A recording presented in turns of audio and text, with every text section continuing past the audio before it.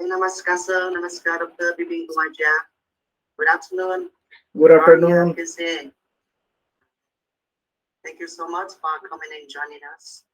And now, program will be starting at 2 p.m. sharp and then 12:30 p.m. IST, sir. Sir, please unmute your mic and test your mic. Okay. Say hello, I want to be on. Yes, is it audible? Yes, sir. Okay. Very clear, sir. Okay.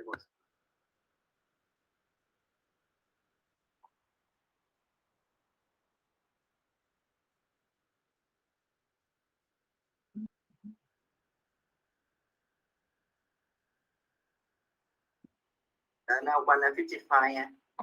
Next time program with 5 minutes. Our members, are you ready? After listening our presentation, we have a Q&A session around these speakers.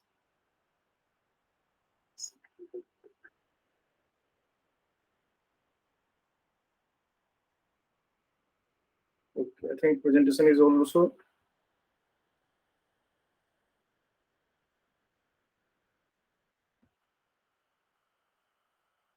Is it visible? Yes, sir. We can see your screen, sir. Okay.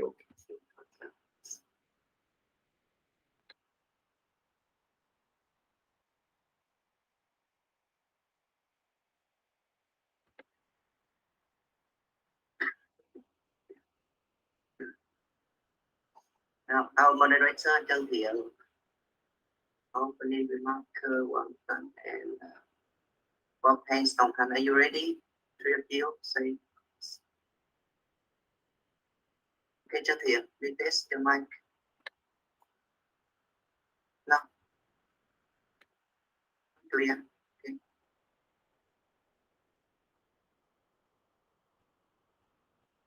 Thiện, please say 1, 2, 3 first. No, you are not audible. We cannot hear you.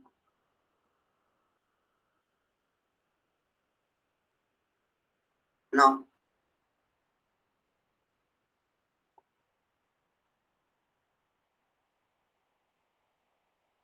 Chân Thiện, cái lo bị hư sao? Không nghe từ này.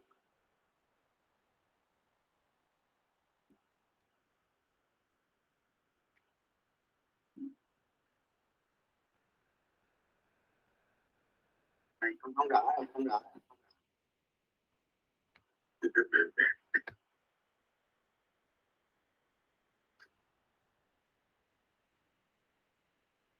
Chúng ta có thể thoát ra lại ha. Okay, please log in again. Chúng ta thoát ra lại.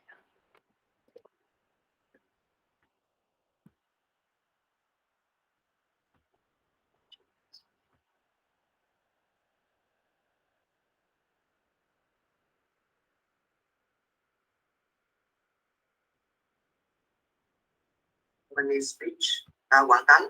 How about Quảng Tánh? Okay, please say hello and 1, 2, 3. Yes, listen. Quảng Tánh thử máy thử. Unmute your mic.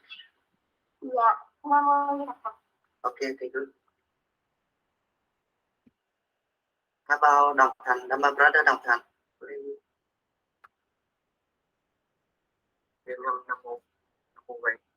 Okay, good. Exactly. Now we are waiting for our moderator. Okay, and we start at 2 p.m. sharp.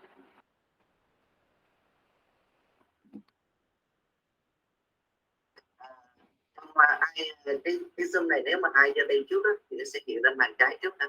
Thì chúng ta cứ ai vô đây trước thì nó sẽ có trước nha. Các bạn biết cứ vô đây. Cái phần là chỗ reaction này. Chúng ta lên sẽ nha.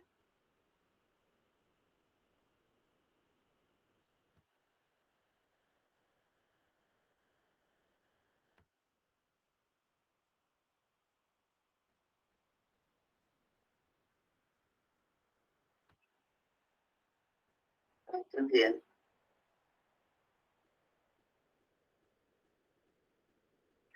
But not so clear. Please. Louder, please. Lớn lên.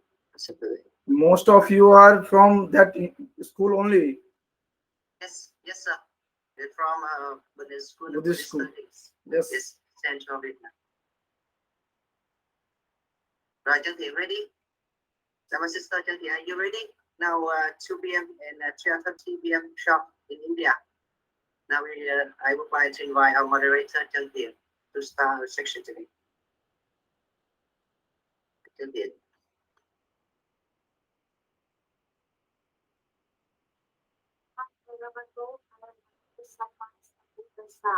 Namo Sakyamurita,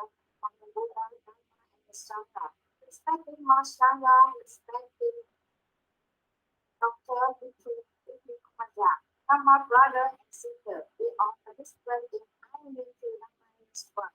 Very absolute, I am Virginia. It is really honorable, really accepted for the greater for the interest to come and listen today.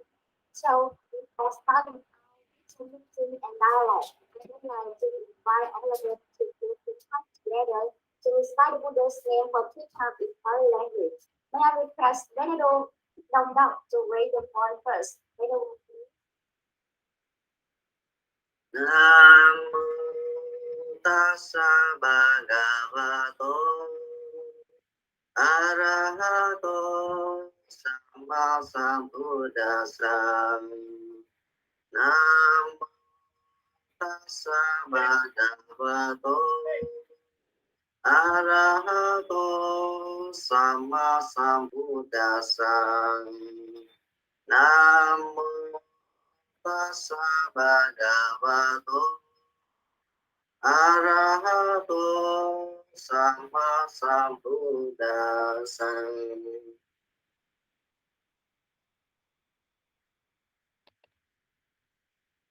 Good birthday. Next, I would like to announce the tentative program today as follows. 1. Introducing guests and participants. 2. Opening the speak and introducing chief guest by Dhammasato Quảng 3. Next speak by our chief guest, Dr. Bipin, Department of Sanskrit, Central University of Haryana. 4. Question and answer season. 5. World Tank by Dhamma Brother Dhamman. 6. Closing program by the traditional song of the world. I have brought I have home in this meaningful and interactive meeting today. It's really my pleasure and honorable for us to welcome.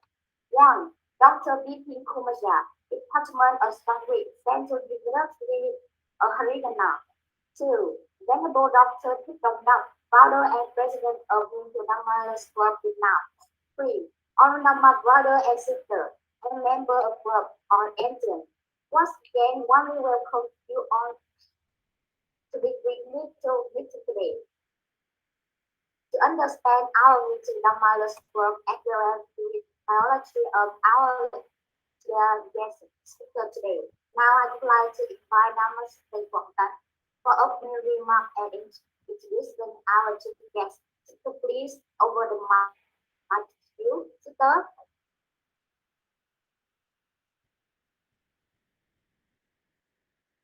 Namo Sakyamuni Buddha, respected Mahasangha, respected Dr. Sri Kamaya, dear members of the New Dhamma English class, my brothers and sisters, so you got asked to join.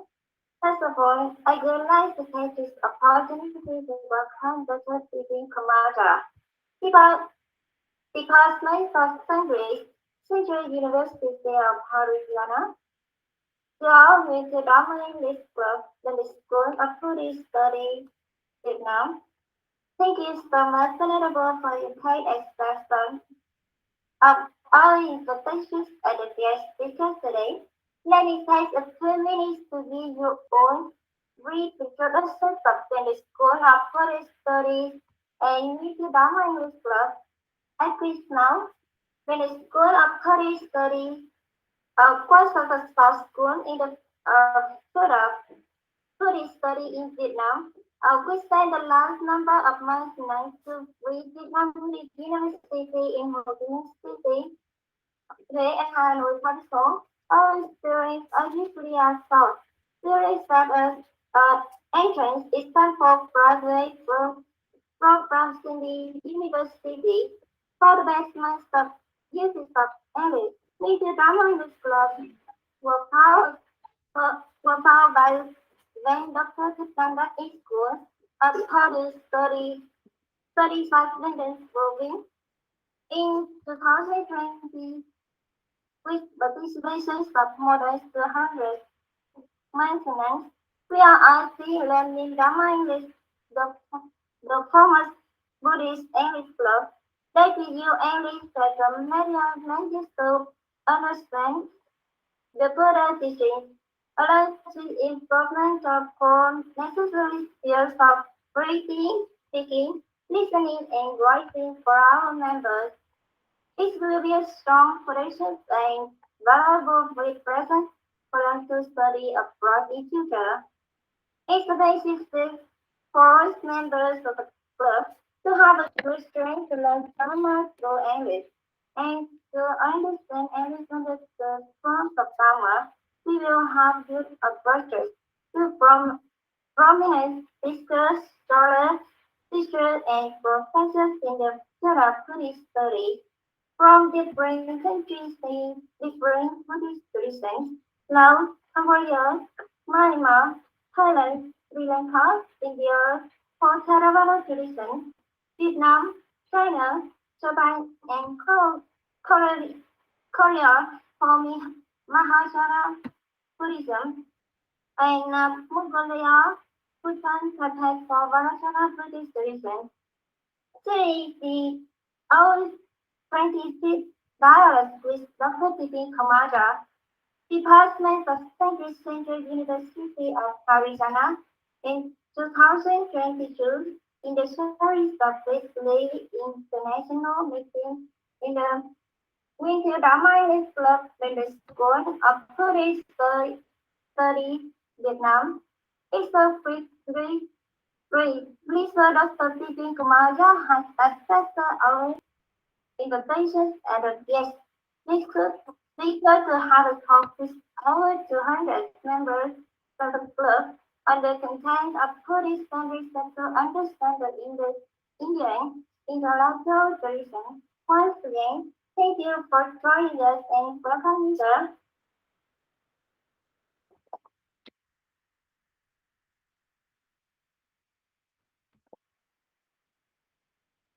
Thank, thank you very much, Dharma Sister Quảng Tánh. Now, Mary Press Dharma, Dr. Bipin Kumaja, Department of Sanskrit, Central University of Arizona, to give your message on Buddhist content to understand the Indian intellectual tradition today. Over the mic to you, sir. Thank you so much. Yes. Okay, so I am very glad to be with you right now, because whenever we are talking about any specific title or specific topic, at that time we need to think more and more, because if something is very crucial, then you need to think more and more so that you can make it simple. Okay, so the topic what you have already mentioned here, that is Sanskrit Buddhist text to understand the Indian intellectual tradition. So first of all, I salute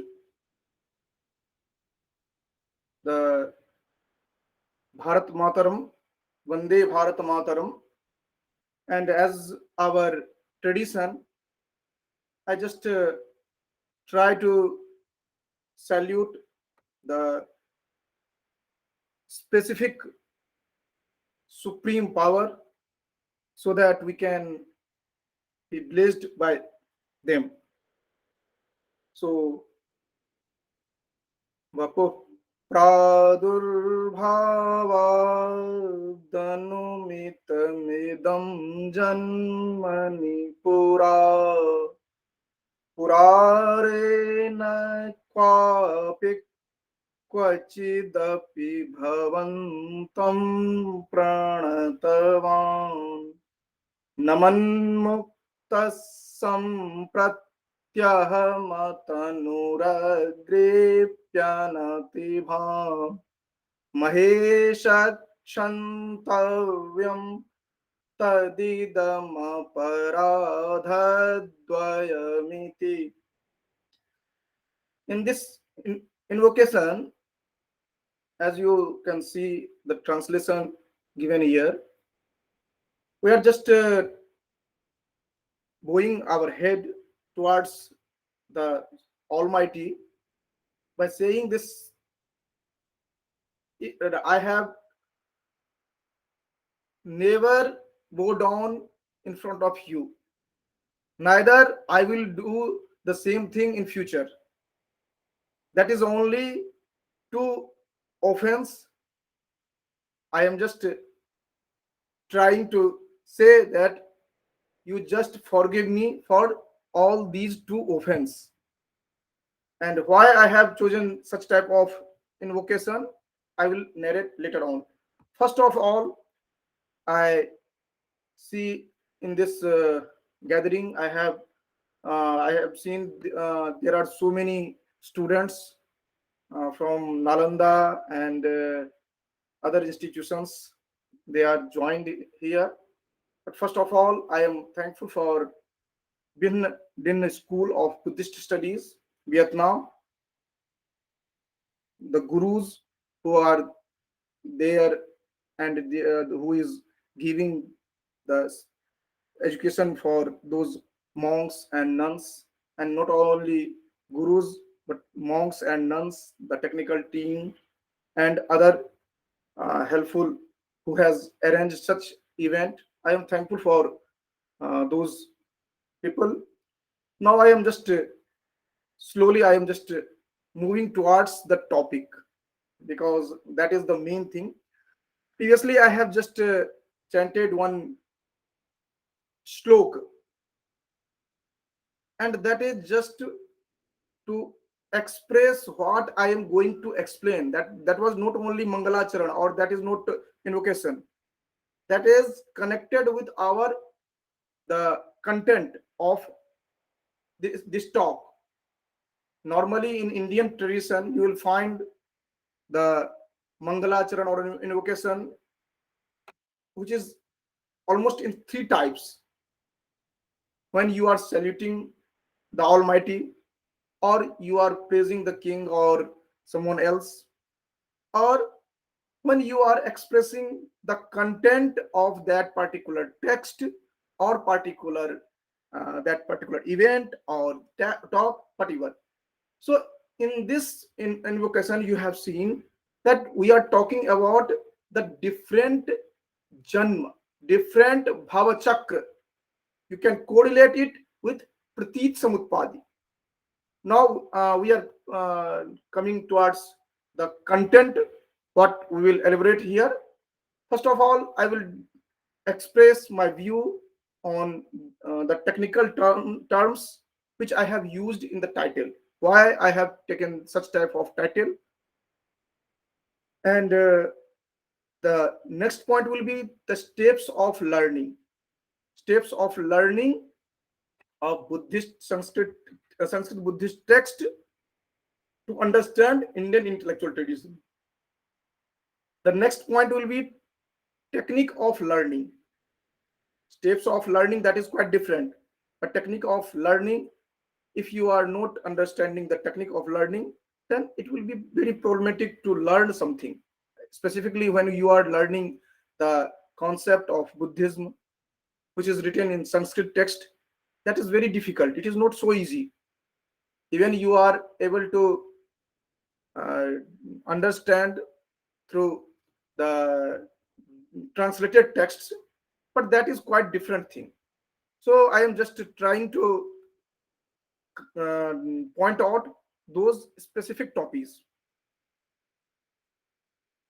Fourth one is pillar of learning. Here also I will try to communicate the different types of uh, different pillars when you are preparing any specific uh, home or any other court. At that time you just need to think about the base.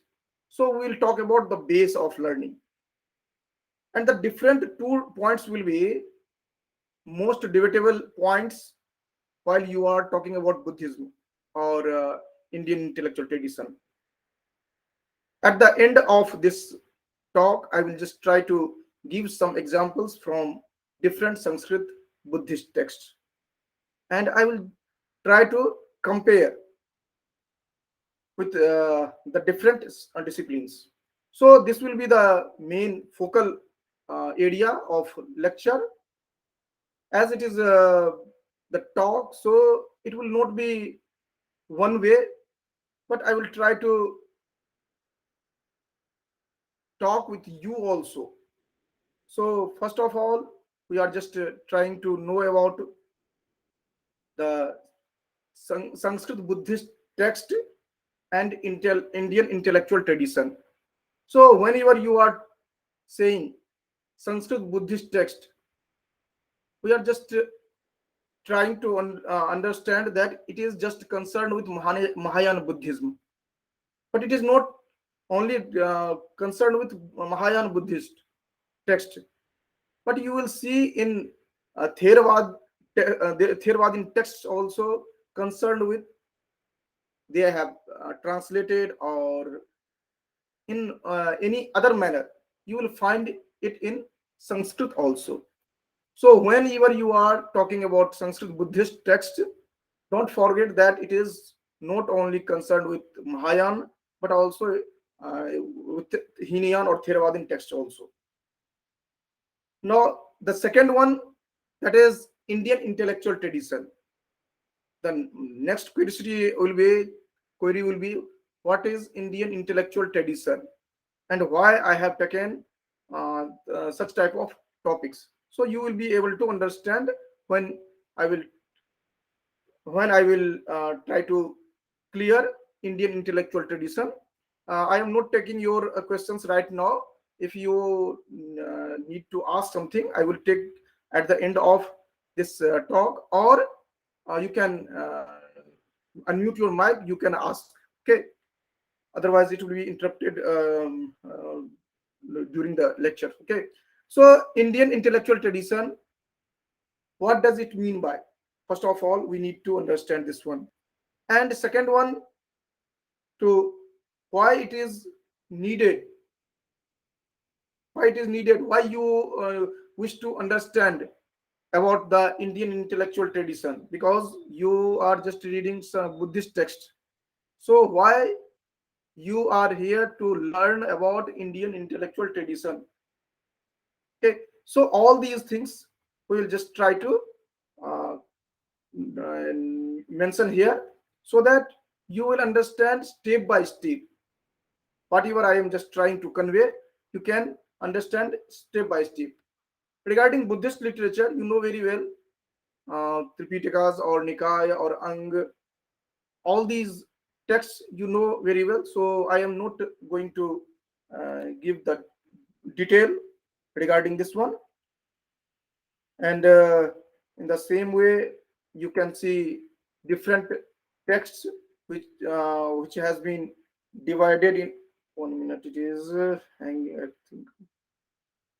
Okay. So first of all, different Tripitak and the Artha Katha, which is mentioned in Pali, that Artha Katha means which is the explanation of the original text. Explanation of original text, that is mentioned as Artha Katha. Mhm. In the same way, you can see the different texts. I am just showing the slides because these are it is hanging 1 minute. Can you see the slide? Yes, sir. Yes. Okay. Now, whenever you are talking about particularly Sanskrit Buddhist text, then you can think about Agam texts, and there are so many texts which is written under this section. These are mixture of the both uh, Hinian texts and Mahayan texts, because I have not bifurcated all these texts, because all these texts are mentioned as the Sanskrit Buddhist text. That's why I have not bifurcated. But you can see these texts, which is either in whole and soul, or in the part it has been translated in Sanskrit. Okay, so it is creating problem to show slide is not changing. Yes. So next, you can see these texts, and in the same way, you can see number of texts which has been either translated in Sanskrit, or which has been directly written in Sanskrit.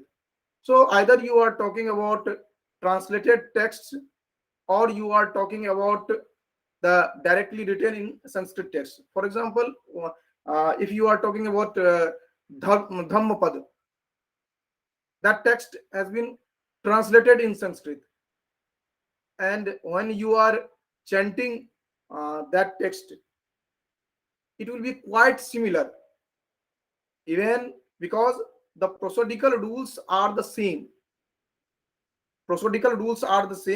So you will see the pronunciation and the meaning and all these things will remain same But one thing, when you are translating something to another language, then a little bit difference you can see, that is obvious. But normally you can understand all these things in that particular language. But when you are talking about Mahayana text, then you see it is not translated. It is just you are finding in direct. It is written in Sanskrit. So when you try to know about those texts, for that you need to understand the basic concepts of Sanskrit language and grammar, not only basic concepts of Sanskrit grammar, but also the such type of technical terms. Even you are trying to understand the translated text, for that also you need to have a little bit knowledge of Sanskrit. For example, you see Sadharam Pundarik Sutra. You are it is famous as Lotus Sutra. So you will see it is written in Sanskrit, and in the different due to its journey, you can find in different language also. But if you are not knowing the Sanskrit, if you are not knowing the Indian intellectual tradition, I am just describing all these things in different next section. You will not be able to infer what it is saying, what is the relevance of that text, what this text is trying to convey. Later on, you see the translated text or originally written in Sanskrit text, that is Jatak text or stotra when you are praising the Almighty, for such type of text. And not only this one, the Shastra tradition means when you are uh, defining the concept, such type of text is called as Shastric text. And you see Prajna Paramita Sutra and Madhyama Karika and so many uh, philosophical texts you can find there. So not only this one, if you go ahead, then you will see the Tantric tradition. In the Tantric tradition, you can find Sanskrit texts. So many Sanskrit texts you can find in Tantric tradition in Buddhism also. And not only this one, if you see the different types of texts for Rupak Sahitya or dramatic texts, you can find which is purely concerned with Sanskrit, Buddhist uh, scenario, but it is written in Sanskrit. Epic and stories you can find which is written in Sanskrit. So not only one or two points, you can find different types of uh, texts, different types of literature you can find in the way of Sanskrit Buddhist literature. Okay, so now I am coming towards Indian intellectual tradition, and while I am describing, you can understand easily what you can take from this tradition and in which way you can enhance your knowledge by learning this tradition. First of all, whenever you are talking about any discipline, you need to understand that particular discipline, but not criticize another discipline. Because when we are spending our energy can't be spent, but it will be converted only. But when you are spending your energy to criticize something or any discipline or any your colleague or anyone, at that time you are losing your own. if you are just trying to focus on your own upliftment to enhance your own knowledge, then it will be beneficial for you. So that's why I am just started with adhyavasaya or swadhyay in Indian tradition. That is the core concept. Someone who is indulged with Indian intellectual tradition or Bharatiya Gyan Parampara, he or she must have the knowledge about adhyavasaya or swadhyay. Means you need to try to understand who are you. And for this, you see, there are four elements. First one, adhyavasaya, the sishya. Sishya means whom I have not written here student, because that is not the translation. And guru, again I have not written here the teacher. Okay, and the process of that adhyavasaya, that is very important, and I have not explained this one because it will take too much time. So this concept you can find from the very beginning of human evolution till this day, when we are most capable with the help of technical knowledge. But even that, our goal and our problem is the same. We have started with Dukkhatraya, even in Buddhist tradition or in Indian different another school of philosophy. You can find the same thing. In Sankhya philosophy also, you see Dukkhatraya Vighata. They are also started to how to remove these miseries, sufferings, and in Buddhist philosophy also you can find the same thing. But Buddhist philosophy, when you are talking about Buddhist philosophy, for that we need to go beyond of this one, because nowadays we find there are 9 schools of philosophy. But if you see the 13th century, at that time we have more than 16 disciplines. And if you go to see apart from this one, you will find the number of philosophical disciplines were there. And from where we start, normally we are starting with the Vedic tradition.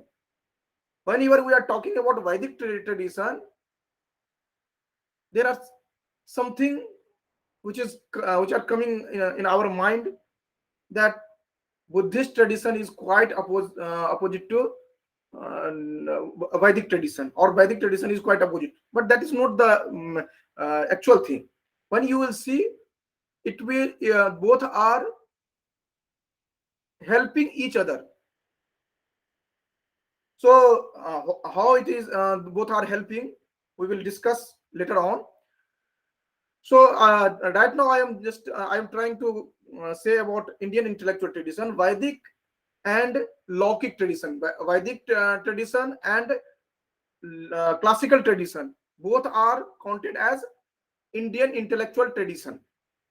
And in Vedic tradition, you can find the Vedang. Vedang means the different component who are helpful to extract the meaning from Vedic text. That is different discipline. Component means the different discipline. Later on, we see in Vedic tradition, we see Samhita, Brahman, Aranyak, and Upanishad. Later on, from Upanishad, you see the different philosophical disciplines. Not only this 6 plus 3. 6 plus 3 means 6 Indian schools, Astic tradition, and which is called as a Nastic tradition in Charvak, Bodh, and Jain. But I am not explaining in this way, because we are understanding that right now we have only these 9 disciplines, and all these are under the category of, under the umbrella of Indian intellectual tradition. So when you are talking about Buddhist tradition, in India, that is the part of Indian intellectual tradition. Okay, so uh, that's why I am saying both are not uh, both are helping each other. Even it is spreaded over the world, you can find the component which is mentioned in Indian tradition. And what is mentioned in Indian tradition, we are viewing in next slides. So after that, we see Vedic tradition. We see different types of Upaved are there, and under those categories, subcategories, you will find the number of texts are there. Not only 1 to 1,000 texts you can find, that is concerned with medical science, that may be concerned with music, that may be concerned with uh, this one architect. So you can find different discipline as the subcategories of Vedic text. Whenever we are talking about Vedic text on the context of Buddhist scenario, we are just understanding that that is concerned with rituals, that is concerned with karmakand only. But this ritual or this karmakand is concerned with all types of uh, systems or disciplines. You can find in Buddhist tradition also, you can find different types of rituals. It differed space to space. Okay, so but the Buddhist Vedic texts or Vedic literature or Indian intellectual tradition, it is not only just concerned with karmakand or rituals. You can find different types of scientific texts you can find here easily. And not only this one, the Bhasha Shastra means philosophy of language. You can find there are number of texts which is helpful to understand the Buddhist text and Buddhist philosophy, which is developed later on as a different discipline in Buddhist text, Buddhist philosophy. Because you know there are two discipline in Buddhist sect, Hinayan and Mahayana Theravadian. You see in such way, and later on you see each one has two different philosophical schools. Okay, and later on it has been bifurcated into so many types. So in Indian intellectual tradition, you see the classical literature as well as scientific literature. Okay, and under the umbrella of scientific literature, you can find different disciplines, and that is not one or two or three. There will be so many disciplines. Now I am talking about why it is the Indian intellectual tradition is so important, and how you can understand Indian intellectual while you are reading the Buddhist Sanskrit Buddhist text. The goal is one for all. Only the path they are defining as per their own background, their own capability, each and every discipline. They are talking about the same goal, but the mode of explanation is quite different. Path they are defining in different way. So, but the common thing which you find in all disciplines, that is, first of all, uh, I have taken this from one classical Sanskrit literature, that is Adhiti Bodha Charana Pracharana. You need to read something, you need to go in depth to understand something. After reading, you need to have knowledge about that one. If you are learning, reading Sadharam Pundarika Sutra, first of all, you need to please mute your mic. Sadharam Pundarik Sutra. you need to read first of all. You need to read thoroughly. Later on, you need to understand the concept of what you are reading. That must be understood. Otherwise, that is useless. Third step will be, it must be reflected in your behavior. If it is not reflecting in your behavior, then it is useless. So if you are saying that uh, uh, if Lord Buddha is saying that you uh, you must have with such type of feeling, that is ahimsa. You should not kill something. So you have just read that concept in any text, either it is Pitak text or uh, Jatak Katha or whatever. You need to understand what is the actual notion. Then you need to perform it. Then you are able to broadcast or preach or teach or to say something about that one. If I am not doing the same thing, if I am not adopting it, then there is no right to preach, because not only reading something is sufficient, not only understanding is sufficient, but we need to have such type of knowledge, have in my it must be reflected in my behavior. Now, how you will understand that one? So I am just quoting one text, that is manusye sati durlabha purushata पुंस्त्वे पुनर्विप्रता विप्रत्वे बहुविद्यताति गुणता विद्यावतोर्थज्ञता अर्थज्ञस्य विचित्रवाक् कुपटवो तत्रापि लोकज्ञता लोकज्ञस्य समस्त्र शास्त्र विदुषो धर्मे मतिर दुर्लभा. I am just trying to say the technique. You see, here he has explained.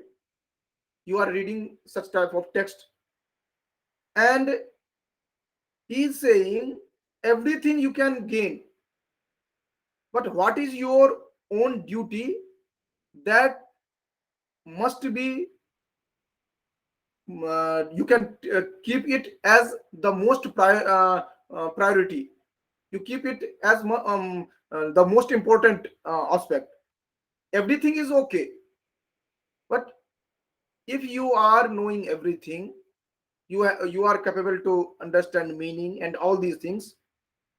If you are not able to perform your duty where you are, I'm not saying that I am in specific designation, then only. Even I am a son, or I am a husband, or I am a teacher, or I am a student, in which capacity I am, I must have to perform my own duty. And one a person can be in different role, and in different at the same time you have different role and different duties. So you need to understand such type of concept. Then because I have explained this one as a duty, because we have, there are so many explanation regarding dharma, and you know very well that it is one of the most debatable topic. But when you see different topics, different textbooks, different disciplines, the crux you will find only one thing, that will be as a duty what I have mentioned here. So you either you are viewing different Buddhist text, or Manusmriti, or Yagyavalkya Smriti, or uh, another text, even a philosophical text where you are talking about Indian logic, you will see the same thing. And if you compare the two texts or three texts, you will find the essence will be the same. Only the way of explanation is different. So while we are reading the text, as at that time we need to understand what is the actual meaning, what he wishes to convey through this text. If we are not capable to understand this notion, then we are not able to understand the text. So, first of all, you need to understand the basic components of Sanskrit grammar and literature. Then you need to understand the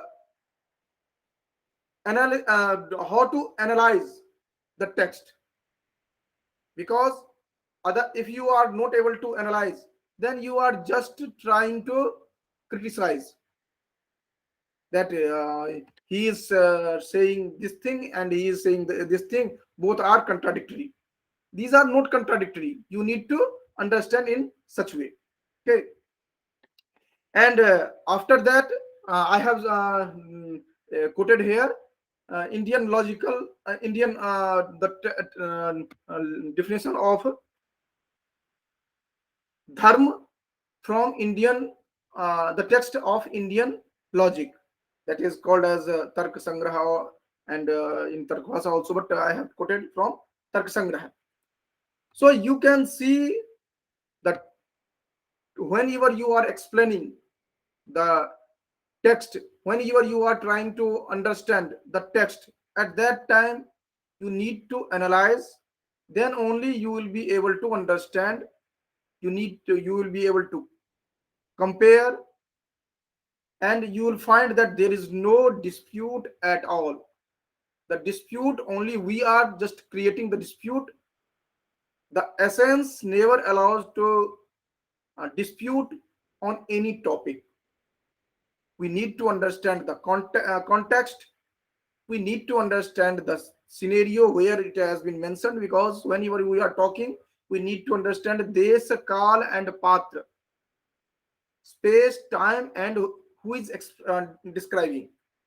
So I have mentioned here that vihit karma janyo dharma, even it is mentioned in different context, but you will see that what is defined by the society, what is defined by the uh, that specific discipline, that must be acceptable.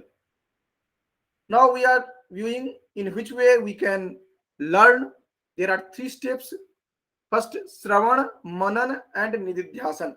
I have taken as it is in Sanskrit, because if you translate it, then you will understand this concept in different way. That's why I have not translated here. Shravan means when you are listening something. What is your goal? You are just trying to listen, and that is called as Shravan. And you need to be focused while you are listening. Then you need to Manan. You need to think about that one, and then you will be focused on that particular concept. And what I have mentioned earlier, you need to read, you need to understand, and you need to keep in your own behavior, then you can preach. So Sravan, Manan, Nididhyasan, then you have seen there are four different steps. Now you see, whatever text you are finding, either you are uh, viewing Sadharam Pundarika Sutra, or you are talking about Buddha Charitam, or you are talking about any other philosophical text, you will see there are four steps. Sorry, four uh, pillars. Pillars means base component. That is, who can read that text, means first of all, the subject matter or content, what is in this text, and who will be eligible to read that text, and what is the relation, and what is the goal to read that text. So what text you are taking, that is different issue, but each and every text you can find the same thing, and in Indian intellectual tradition, almost each and every text, if you are trying to read, the same notion you will find the in all disciplines, not only in one disciplines, and the same thing you will find in Sanskrit Buddhist texts. So that's why it is quite important. And in the same way, you see uh, the importance of mind and in importance of performing something, performing step by step. So importance of mind you can read specifically in Dhammapad, Purvangama Srishta Manumaya Manasache Pradushtena. So if your mind is okay, then you can do anything. If it is in going in negative way, then you can't do anything, because as per the uh, uh, as per the capability of mind you can do anything. The most debatable points is rebirth and karma theory in Indian context, Indian intellectual tradition regarding or you if you are talking about Buddhist text, because you know very well, if you are learning philosophical text of Bodh, you will find that these are most important thing.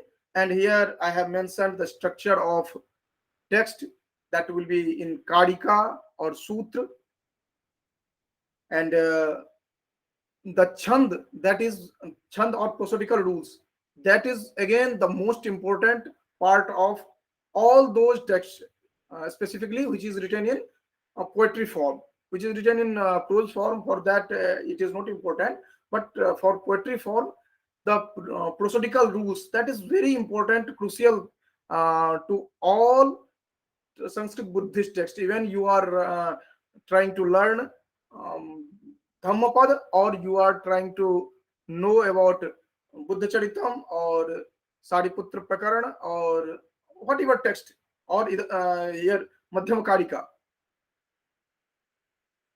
And what I have started, that the same concept, all disciplines, they are just trying to raise, and that in the end of that text, they are just trying to conclude with that one only, to know yourself. And in which way know yourself, that means that path is quite different. And if you are talking about the ontological aspect of in Buddhist texts and Indian intellectual tradition, you will find normally five elements are accepted, but in Buddhist text you will see only four. They are not accepting the ether. And the different type of three guna, importance of mind, we have already mentioned.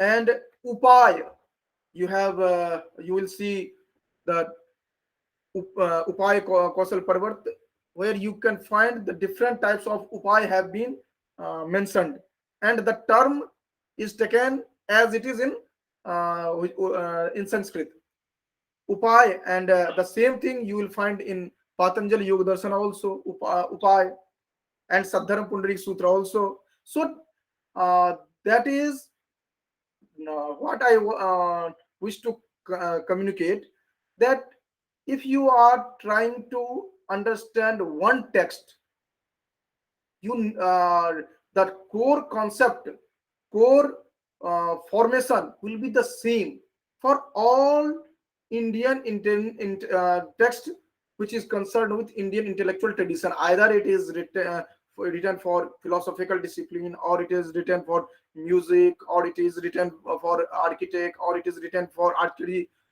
whatever you will see, the core concept will be the same. You need to have knowledge of base component of Sanskrit grammar. You need to understand the prosodical rules. You need to understand the steps of learning. You need to understand the base component of learning. So all these things, that will be the same. Okay, so I just tried this one. Now I am just trying to give some examples. Before that, I have mentioned here, if you are learning Dhammapad, you need to learn Ratharupak of Kathopanishad. Without knowing Ratharupak of Kathopanishad, you will not be able to understand actual essence of Dhammapad. And in the same way, Shiv Sankalpa Sukta, which is from Yajurveda, if you are trying to understand Buddha Charitam, you need to understand the concept of Sankhya, uh, 12 canto, which is completely based on this one. If you need to, if you are trying to understand Buddha Charitam, and if you have not studied Vatsyayan, Kama Sutra of Vatsyayan or Kama Shastra, you will not be able to understand the Stri Vigarhana in that part. If you wish to know about Bauddha Nyaya, you need to understand. I'm not saying that which is earlier, which is developed later. This debate is not my concern. I am just trying to say that both are explaining in the same way. You need to read, you need to compare, you need to analyze. And if you are talking about Bauddha Tantra, or Tantra from the Puranic tradition or Vedic tradition, if you are talking about Tantra, and if you are not able to understand the um, Vedantic tradition, then it will be uh, insufficient knowledge. Okay. Now I have given some examples regarding argument method. You can find the same thing. It has been mentioned that when he is just trying to convey, he is just trying to teach some any concept. He is saying that how I will be dedicated for the nirvana, because he is just raising his hand, that how I will be there. So just tell me the complete process so that I will be satisfied from your explanation. Okay. I have quoted this one from Buddha Charitam, and this one I have taken from Sadharam Pundarika Sutra. Sadi Putra uh, dialogue is there, so you can see the same thing. Again, he is just trying to communicate their his own concept, but no one is trying to listen without any hesitation. But later on, when he has explained, and he has mentioned that everything must be Bahujana Hitaya and Bahujana Sukhaya. Whatever you are trying to uh, communicate, whatever you are trying to give knowledge to society, that must be, that must be.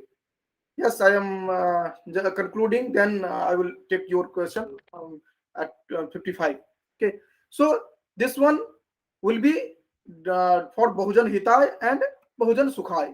In the same way, you can see the different texts which has been taken from again Buddhi Charitam. So in the at the end of this lecture, I am just trying to say that you need to understand different texts from Indian intellectual tradition, and you will be able to understand the text. Even you are trying to read one text, you need to understand different texts so that it will be helpful, and it will be quite easy to understand those texts. If you are trying to learn philosophical text, you need to go through the different other philosophical disciplines. If you are trying to read Jatak Katha, you need to understand the different text which is written earlier. So that will be helpful for you. Okay. So this was the talk regarding Indian intellectual tradition in brief.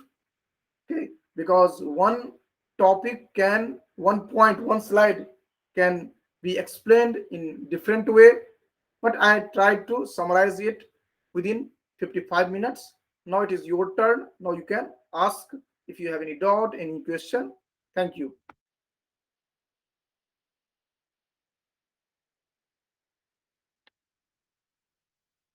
Thank you very much, Dr. Bipin Kumaja, the customer of Dr. Central University of Haryana, for enlightening us the wonderful topic today. Buddhist study tend to understand the Indian intellectual tradition. We have a lot of knowledge and useful information that we have in our club network. Through your presentation, I been that of participant and never here have explained clearly and fully about permanent future of Buddhist study to try to understand the Indian intellectual tradition. Once again, thank you, Dr. Bipin Kumaria. Now, it's time for us to come to question and answer session. Anyone who wants to ask our chief guest, kindly open the mic and feel free to ask. Don't hesitate, please. Question, I want to welcome in this system, please.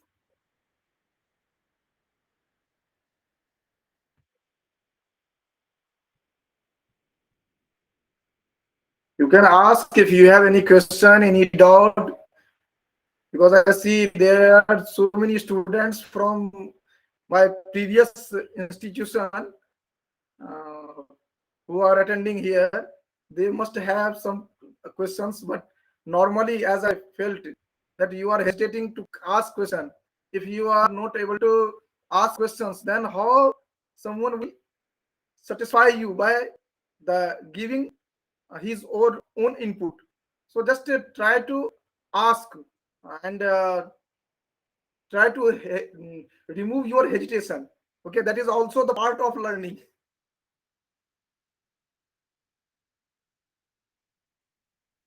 And that is very nice thing that you all are listening carefully. And I have seen previous lectures also. You are very attentive and you are arranging very smooth way, and that's why it is very helpful for not only who are attending but also who will see later on.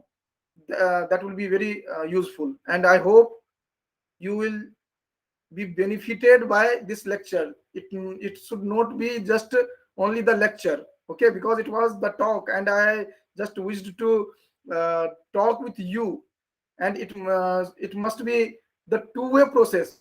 Here I have seen it is only one-way process. That is not the good. It must be two-way process, then only you can exchange the knowledge. Okay.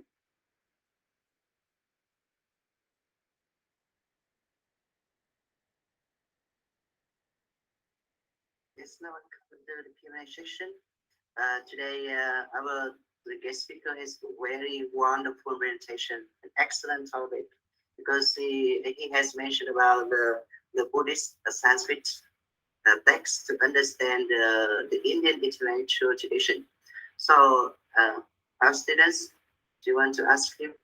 Actually, in my mind, it raised my doubts about the two big questions. The first one in relation to the Buddhist Sanskrit text and Brahmatical text. The second one, the Sanskrit and Pali. Now, we mentioned the first one. So, can you share your experience about the Buddhist Sanskrit text? Because actually, in Mahayana Buddhism, basically we refer to the Buddhist hybrid Sanskrit. So, in here, can you say more about the Buddhist hybrid Sanskrit? Because they have many important sutras in Mahayana tradition, like Sadama Buddharika Sutra, Breka Paramati Sutra, and Gravata Sutra. So can you share about the usage language or style of writing and vocabulary, different ways of Yes. using language? Yeah. Yes. And the second one is also because so many scholars today they have doubts about authentic problem about the Mahayana sutras in the Sanskrit. So can you share your ideas about that? So our students, our collectors can listen more. Thank you so much, sir. Yes, what you have mentioned first, the term Vedic tradition and Brahman, and later on you have mentioned about Pali literature. And simultaneously you shifted to hybrid Sanskrit. There are three steps what in your question. Okay, so I am starting from first one. See, any of language you can take, that must have the different shifts. Okay, even in Sanskrit also you see the Vedic text, then later on it has been shifted to classical Sanskrit. Some words have been adopted differently, some words have been skipped, and a new word have been generated. So what you are saying, hybrid Sanskrit, that started in starting phase only, starting phase. Okay, and you can see the different terms, number of terms, which is now eliminated from Vedic text, and simultaneously new word has been coined. So this is the process of language, and no one can stop this one. Now you come towards Pali.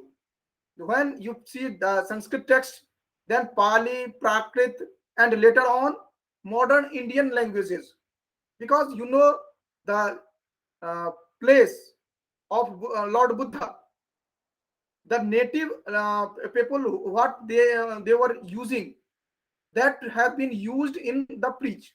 That is obvious.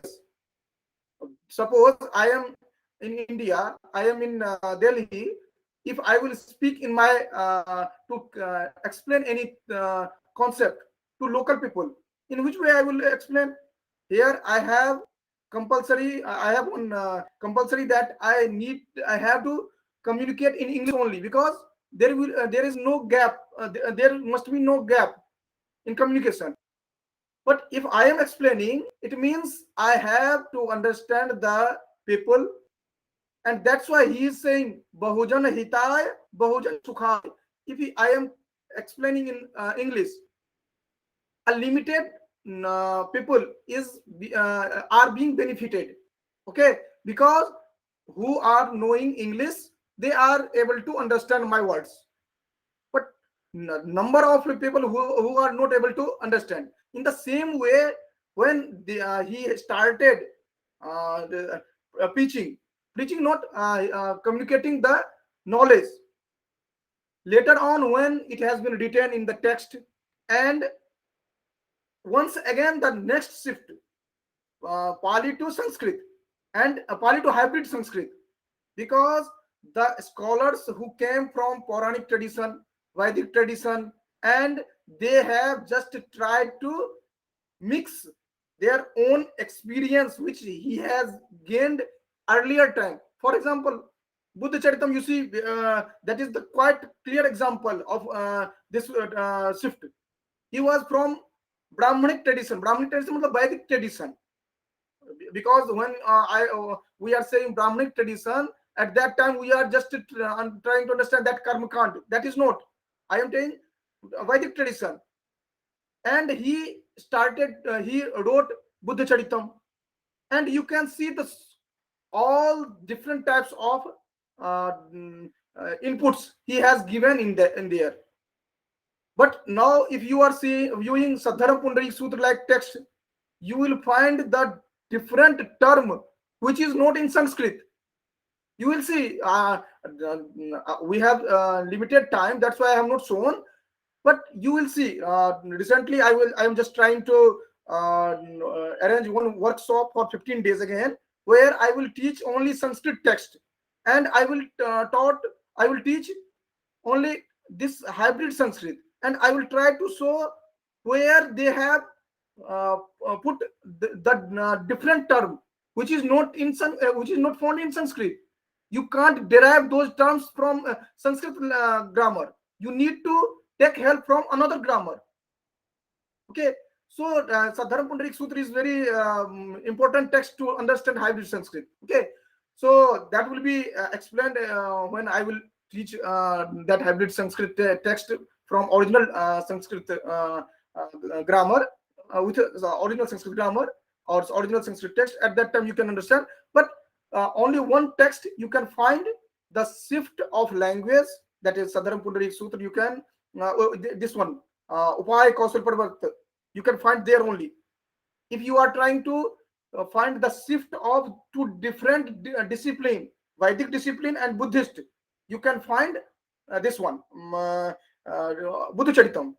If you are trying to find the ancient to later on language for Bhojan Hitaya, Bhojan Sukhaya, you can find the words of Lord Buddha. Okay, so there are three examples. You have asked one question which has three steps. I have given three different answer of each steps. Thank you. Even if you have any question, you can, because if you are asking something at that time, that is very beneficial for you. Okay.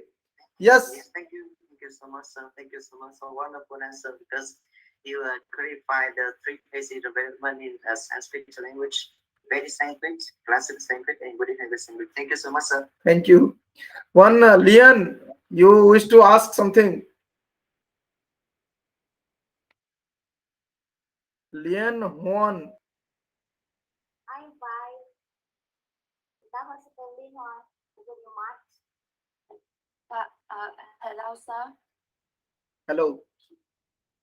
I know Sanskrit appeared in India, and Pali had also appeared in India. So I would like to a question. What are the similar and difference between Pali and Sanskrit? Oh, that is very difficult question. Okay, because there are again, if I am explaining, it will be two different steps. Vedic Sanskrit to classical Sanskrit, that has the same difficulties. Okay, and Sanskrit to Pali, that is again the same difficulties. Okay, because what is the main difference from Sanskrit to Pali? If you are understanding Sanskrit grammar, you are understanding 90% of Pali grammar. Only one thing, the compound is normally eliminated everywhere in Pali. This is one thing.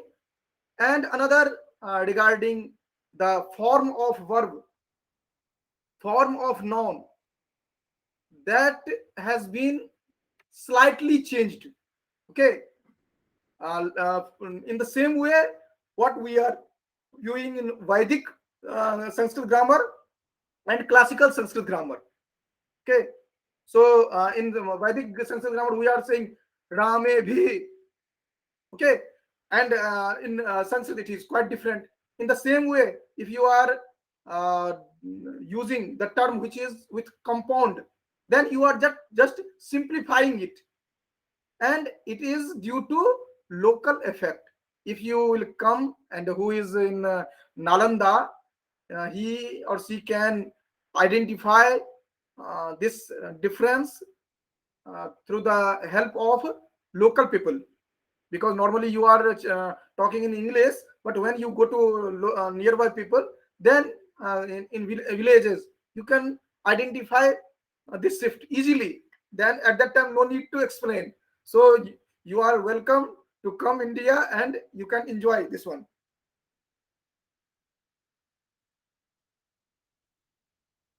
Yes, thank you. Anything else? If you have any question, I think there are so many questions in chat box. If you have question, you just unmute your mic and ask question, because reading text from chat box, that is very difficult task for me.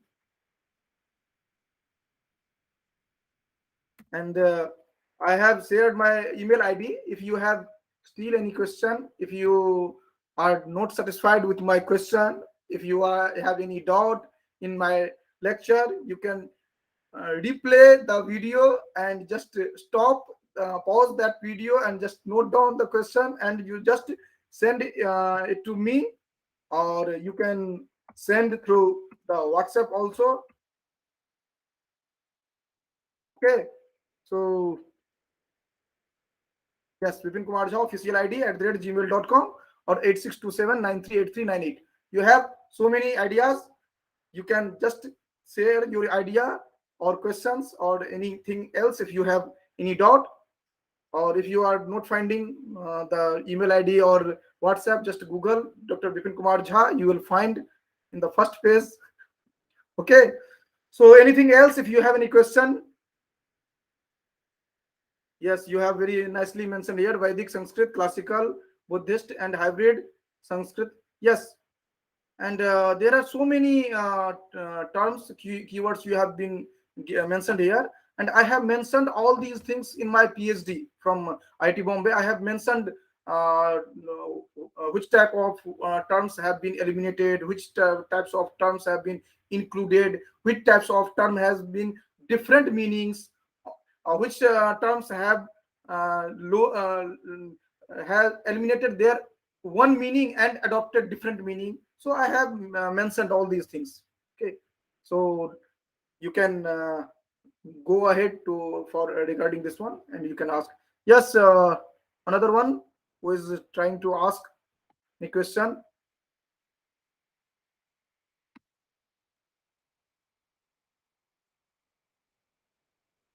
And this is very nice thing that you are here with your video. Otherwise, whenever I am uh, presenting, at that time I am viewing that only I am alive, rest of all they are not here. Okay, so it is very nice, and just try to understand whatever we have mentioned here, and if you have any question, any doubt, you are always welcome, and I am always ready to I feel pleasure to uh, send your uh, answer. Okay. Yes, who is raising hand? You can just unmute your mic. Yeah, Leon Dawn. Dawn. Sorry if I am not pronouncing correctly. Yes, Leon. Lindon, Sister Lindon. In Leon Dawn. Okay. Yes. Yes, hello, sir. Yes. Can you send me with how to study Sanskrit myself, please? How to study? Yes, how to study Sanskrit myself, please? How to study Sanskrit? That is very simple. First, you uh, have such desire what you have already. So just try to find the text where it has been mentioned from ground level, zero level. Okay, if you are finding difficulties to find such type of text, you just contact me. I will give some examples so that you will be able to create simple sentences, and later on I will show how you will extract the meaning from simple sentences and how you will coin the simple sentences, this one. And later on what you can do, you just go through the Jatak Kathas, that is very nicely depicted, and you can just read those kathas which has simple text. In the initial stage you can use Roman with diacritical marks, and later on just try to learn Devanagari script. That will be easier for you. But leave right now Devanagari script. You just go through uh, the just try to understand the structure of Sanskrit grammar. Okay, so structure of Sanskrit sentences. Okay, and that is quite simple. That is not too difficult. If you are finding difficulties, then I will take another class for how to create simple sentences. Okay, no issue. And Great. Yes, great, sir. Actually, right now we have now any Sanskrit course in our school. So if possible, can you manage some time to have the classes for us? yeah, Maybe you 10 can. or 20 classes. We try to send you the official invitations letter. No issue. Whenever you just see, Very beginnings. Whenever you need me, I will be always with you. Even you regarding your classes, Yes. you can arrange. But if you are arranging Sanskrit classes, it must be at least 7 to 10 classes. Then you can learn something. Otherwise, it will be just in introductory class, and that will not be too much helpful. uh, 7 to 10 class minimum, uh, that is needed at least for 40 minutes, and Yes. with one condition. That condition is, who will be there, he or she must have to uh, practice what I will give. Okay, if you will not practice, then that one way learning, that will not be uh, effective. Okay, and I am 101% sure that if you will dedicate for 7 days, then simple sentences or simple reading, simple understanding, that is guarantee from my side. Okay, so you can arrange, and you just uh, inform me. At least I have already mentioned, at least 15 days before. Okay, Yes, sir. so Yes, that I yes, can sir. arrange another my assignments. Okay, so Thank you so much, sir. no need to hesitate when you are if you are concerned with me or not. If you are thirst of knowledge, you can just contact me. I am always available. And again, that's another thing. It is 101% free of cost, because I Yes, never take honorarium. It is quite clear. Okay, so who because if you have a hesitation, how I will call, how I will say, then it is quite clear, so you can note down. And I am always available, but you need to inform me before that, because have to arrange my other assignments also. Okay, so that is the thing. Okay. just so wonderful. So thank you so much. Just want to perfect ourselves how to read, how to speak, and how to write Sanskrit in very basic level. Yes, yes, So I understand, yes, because when I was teaching in Nalanda University, I have felt. I hope some of students are there, and I felt that they are quite started from quite zero.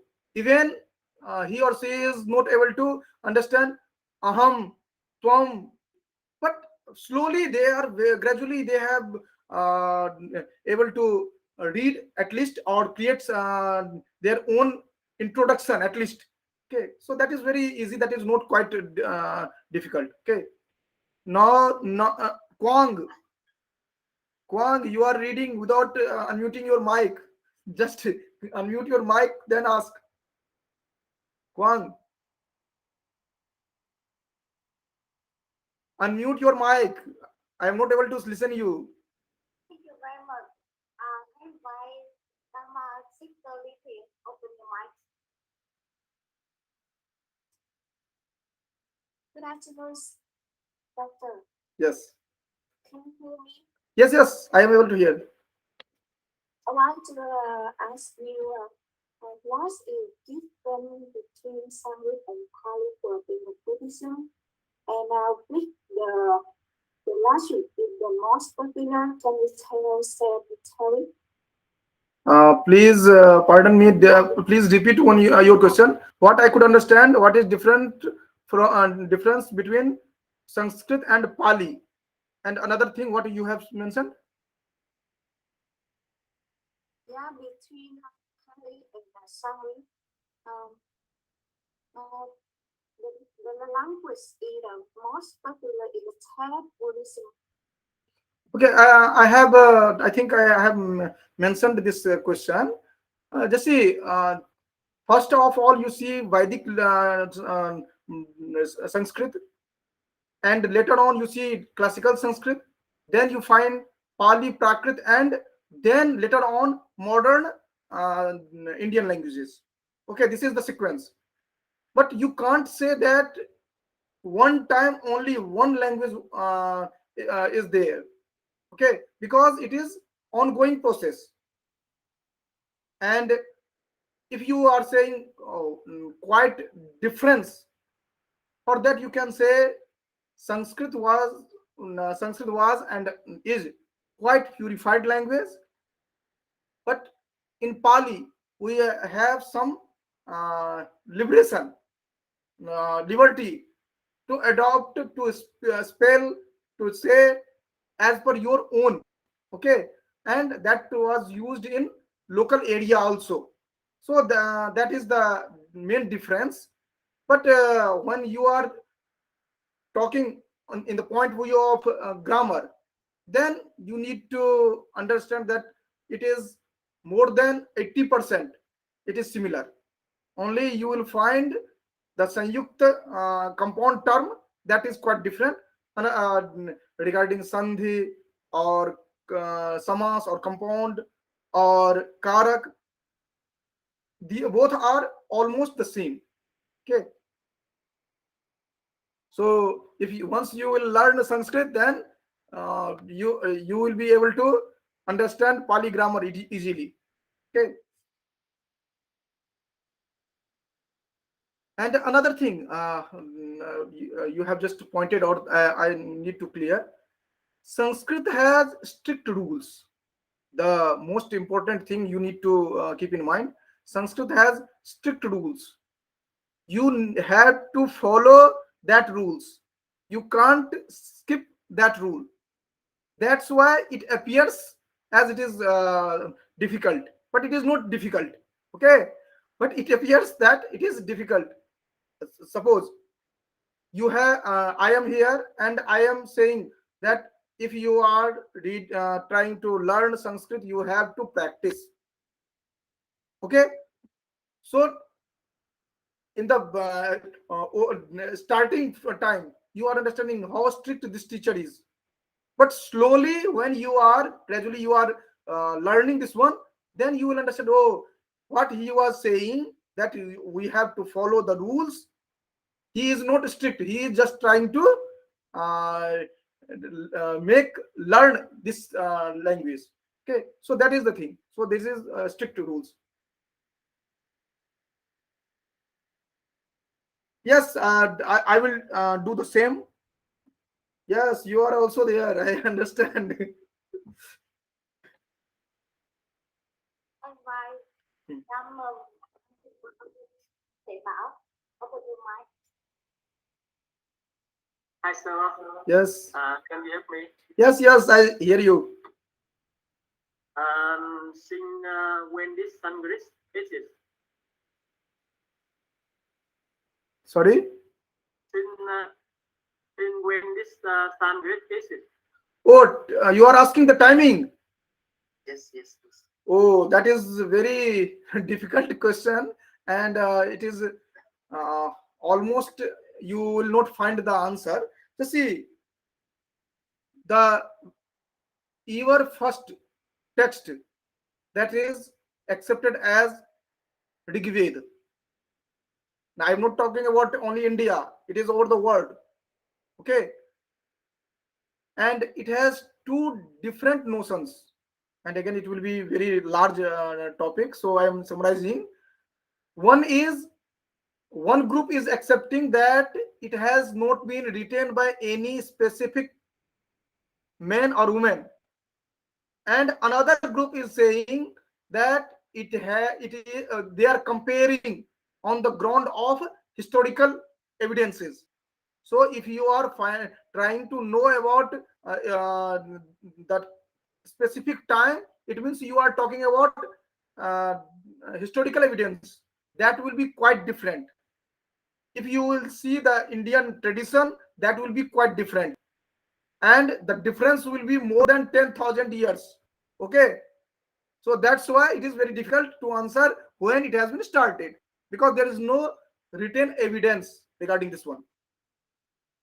Okay, and in Indian tradition, you will see the author never tried to mention their his own name. Okay, later on we can find in some text, but not in the all text. Yes, another one. And I see Manish Misra is there. He is also trying to ask something. Manish Misra, You can unmute your mic if you have any question. Yes, thank you. I invite Namaste Gongwa. Open your mic. Good afternoon, sir. Good afternoon. How does Sanskrit literature affect the Mahayana scripture in the Buddhism? How Sanskrit literature affects? How does Sanskrit literature affect the Mahayana scripture in the Buddhism? You see, when you see the text from Mahayana literature, most of the text you are finding in Sanskrit. It has been written. Okay, so it is obvious that it is affected by Mahayana Sanskrit language. Okay, and why? You can ask the next question. Why?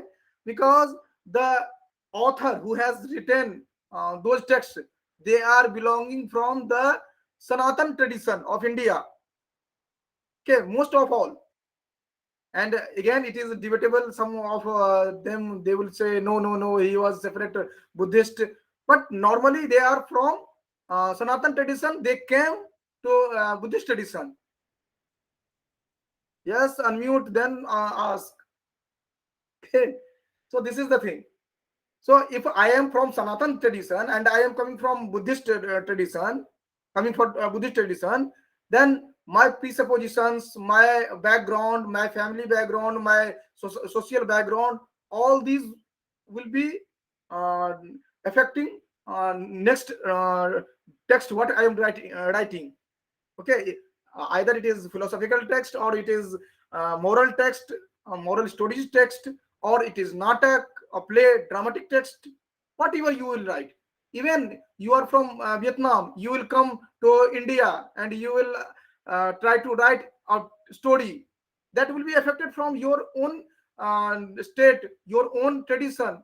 That is the thing. Yes, I invite Dhamma Sector 35. Open your mic, please.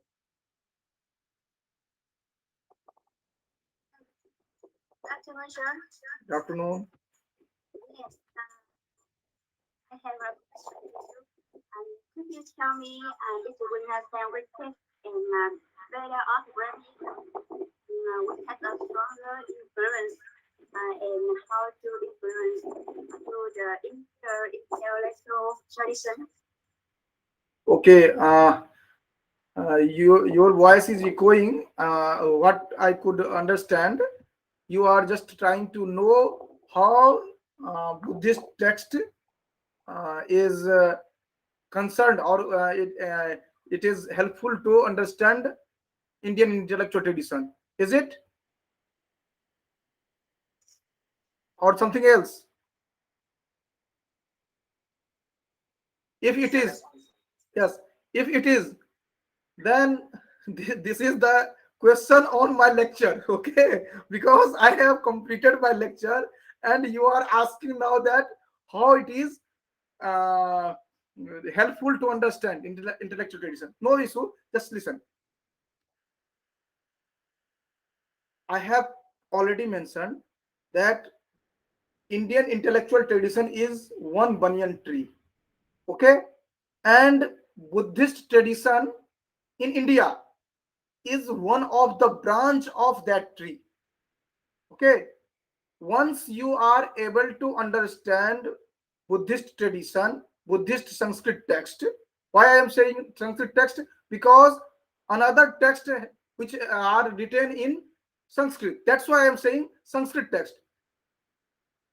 If you are understanding one Sanskrit text, structure of one Sanskrit Buddhist text, then it will be helpful to understand all different disciplines.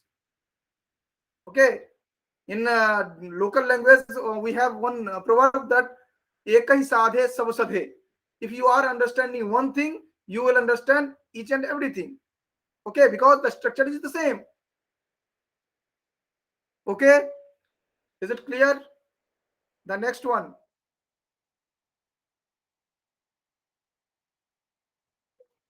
And if you are not satisfied with my answer, then don't say thank you. You just note down and send mail to me, okay, then I will discuss more and more. So don't stop yourself that, oh, once I asked and my answer is not clear till now, and how I can ask again and again. So if you have curiosity, you need to ask again and again until you are satisfied. Okay, so don't hesitate. Once you are stopping yourself, it means you are losing something. Yes, next one. Thomas, basically, open the mic. Hello, sir. Can I ask you something? Yes. Why is India considered one of the civilizational centers of mankind? Pardon. Why is India considered one of the civilizational centers of mankind? Civilization of centers of mankind, is it? See, it is, if I am saying, that may be considered as I am praising my land. If you are saying, that will be better.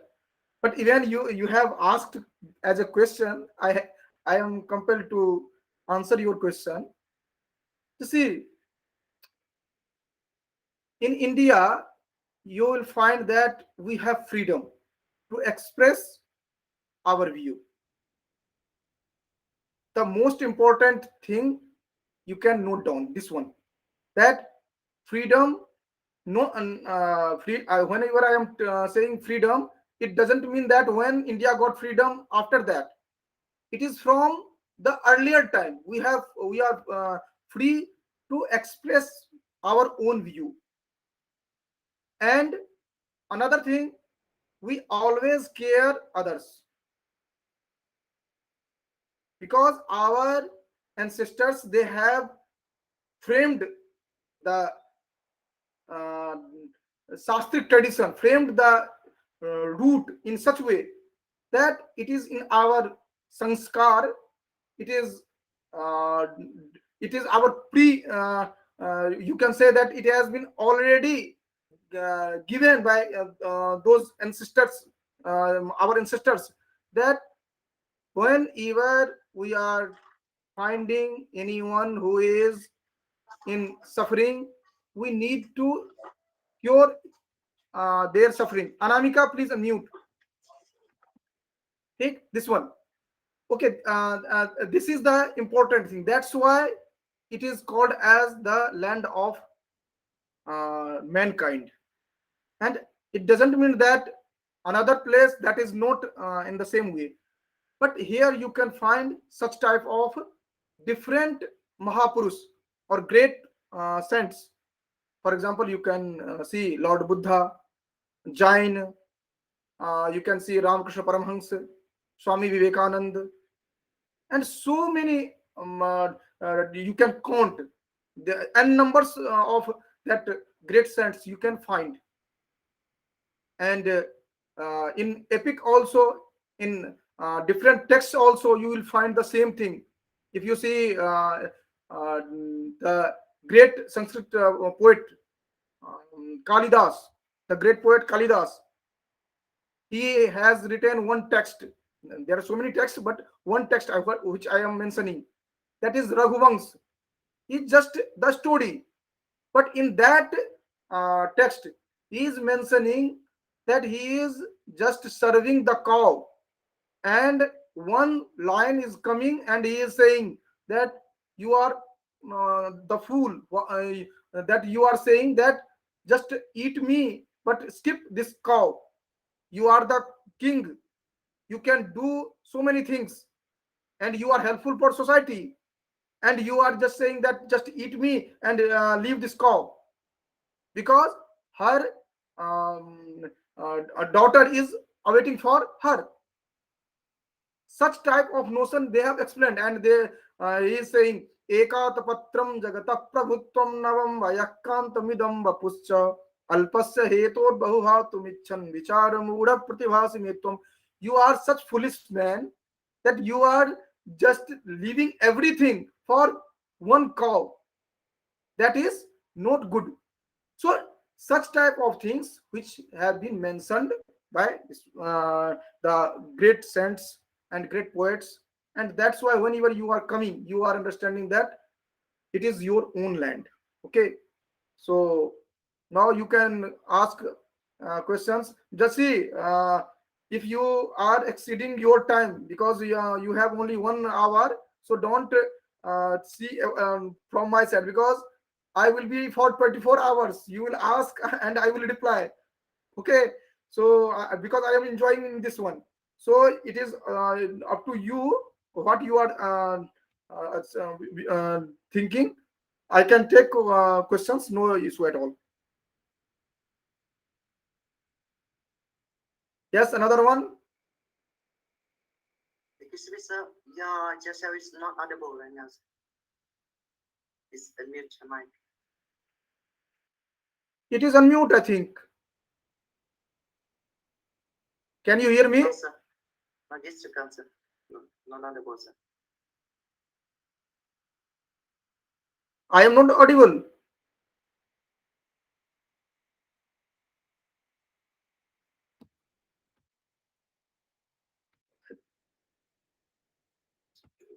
I Right now I am audible. No, sir, no, sir. No, we cannot hear you, sir. Now it is showing. Okay, okay. Now is it clear?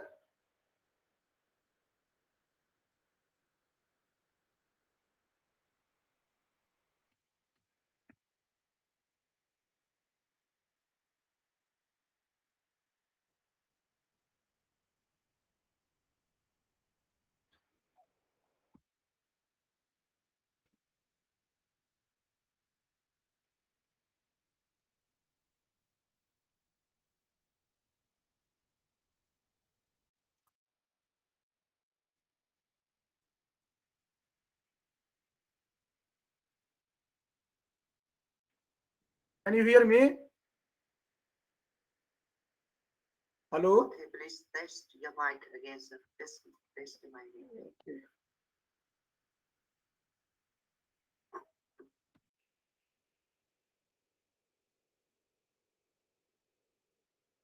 Hello. Hello. Hello.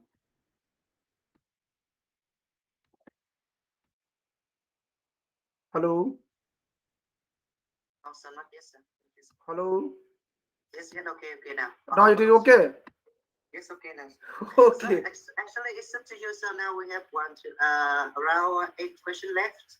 So it's up to you. We continue or proceed or not. Yeah, you can continue. Where I was muted.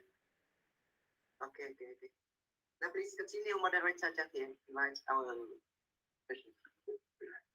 I invite the master Ketan open the mic.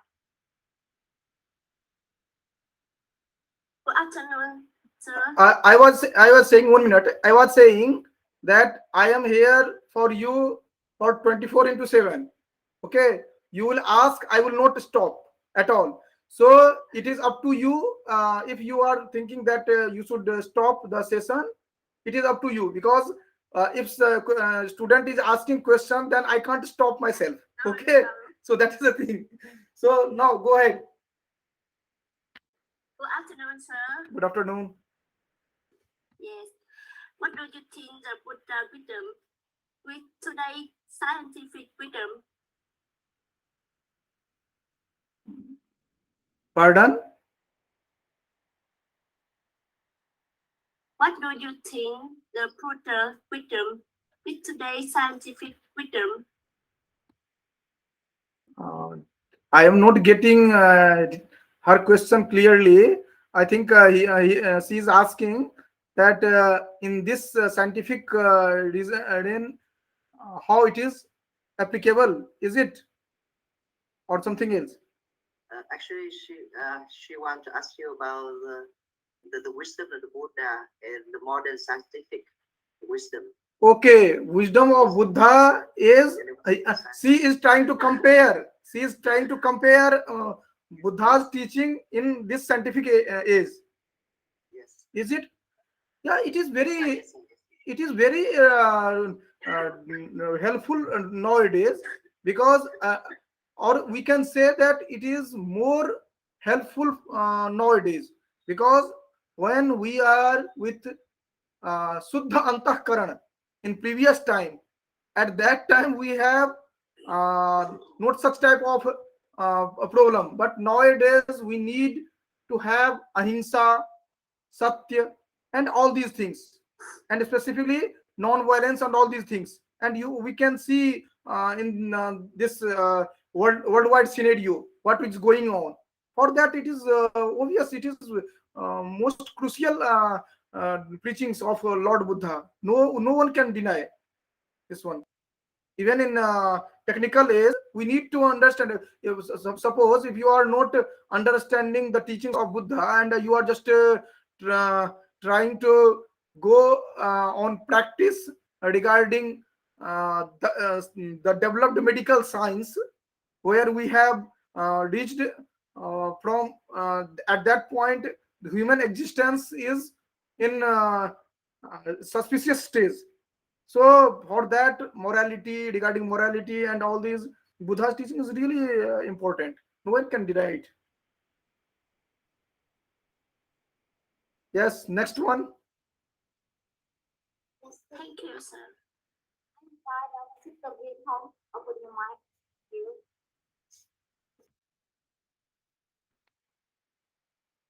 Can you share to me some information about Lạc Lai Lạt Ma?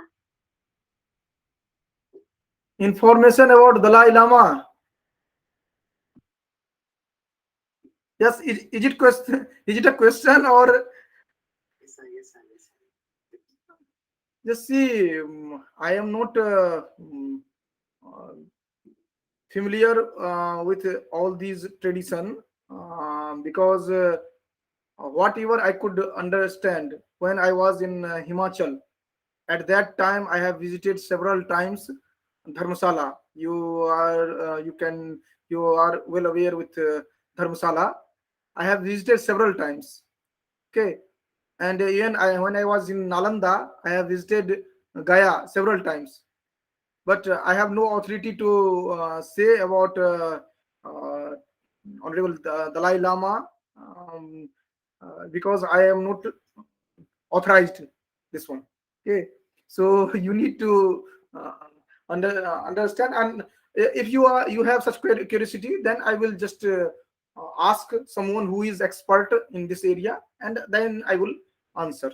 Okay, but right now I am not expert in this area. That's why I will not share anything such type of thing where my expertise is limited. Okay. Thank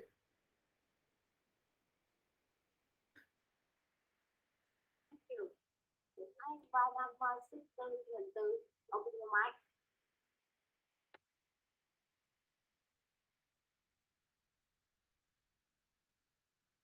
Yes, open your mic first.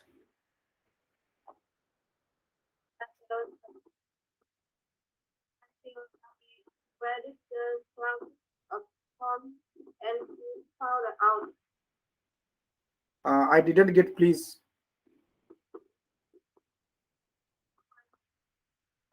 boundaries from and found Uh, the host can explain what she is asking.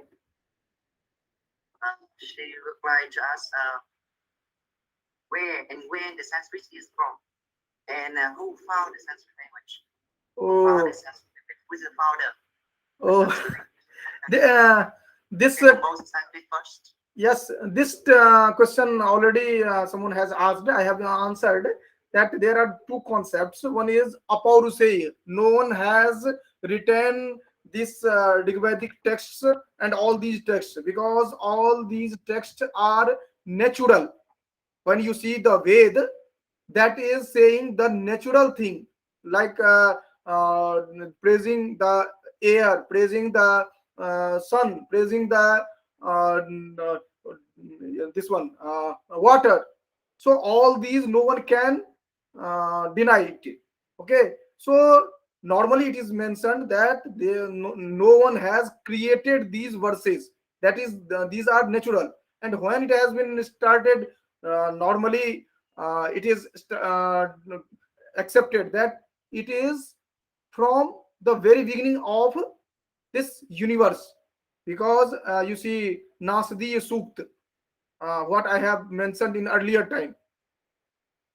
Okay, so am I audible, or again the issue is It's audible, sir. audible? Okay, so I was telling that you can see this notion in Nasdi Sukt of Rigved. You can find that there nothing was there at that time, only water and the dark place.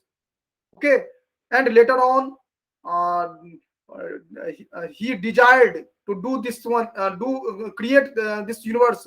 Then the small pieces of insects, then slowly it has been developed.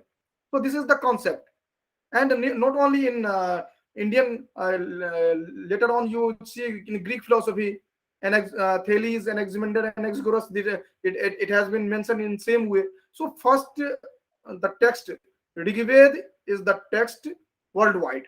Okay, so normally we accept 10,000 BC normally, uh, but uh, historical evidence says different thing. Okay.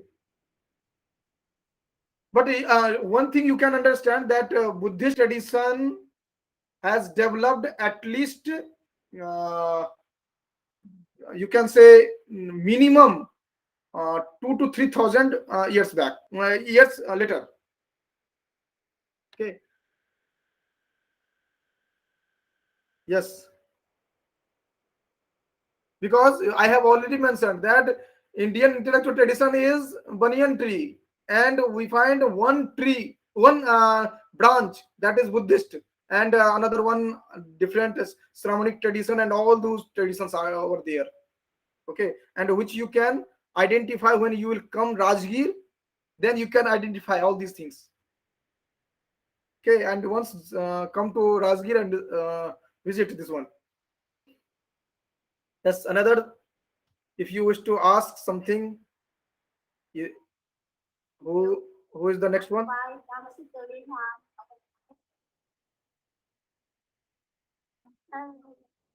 Hello, sir. I heard about Sanskrit from some friends, and it's a little bit difficult for me. So I think a few people use this language. I would like to you to question: is is Sanskrit popular in the world, and how do you know how many countries in the world now use and speak Sanskrit? Yes, you have very nice question. Just listen. First of all, whenever you have asked a question, you have two questions. One question is hidden question. Second question is open question. Hidden question is you are afraid with Sanskrit because that is difficult for you. When it is difficult, when your mind is not able to accept this one, then it is difficult.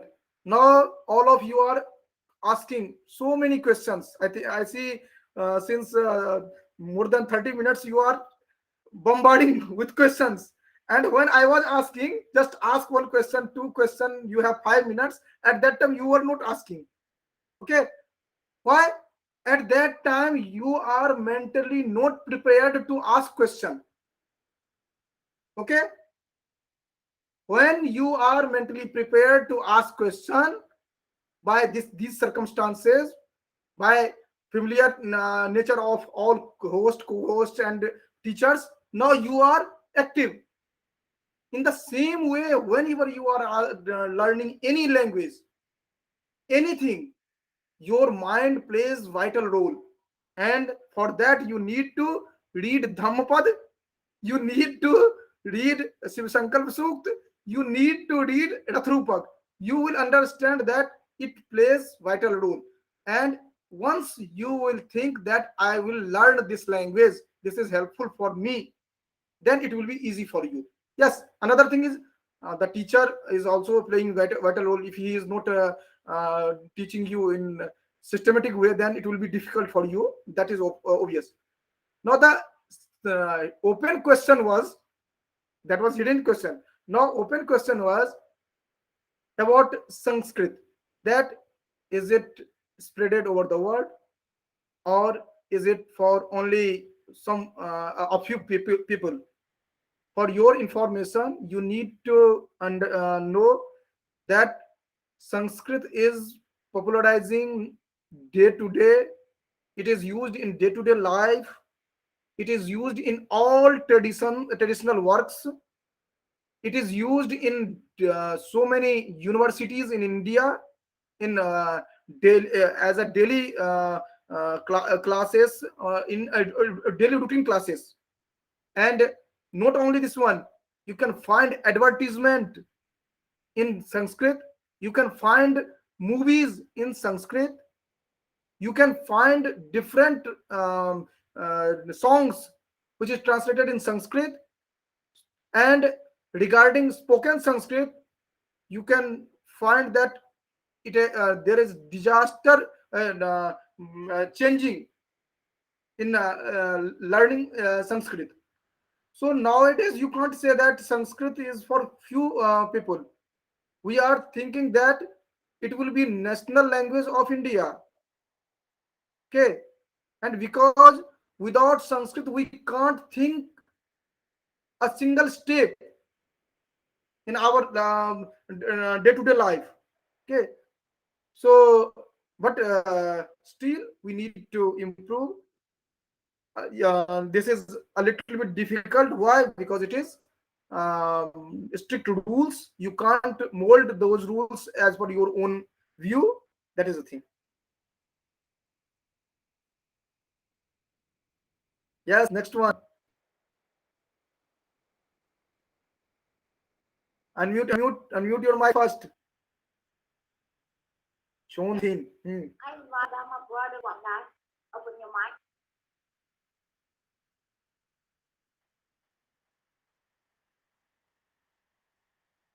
What? Me? Oh, thank you, thank you. Yes, sure. Yes, because you have raised hand. That's my why God. she was asking to ask question. Okay.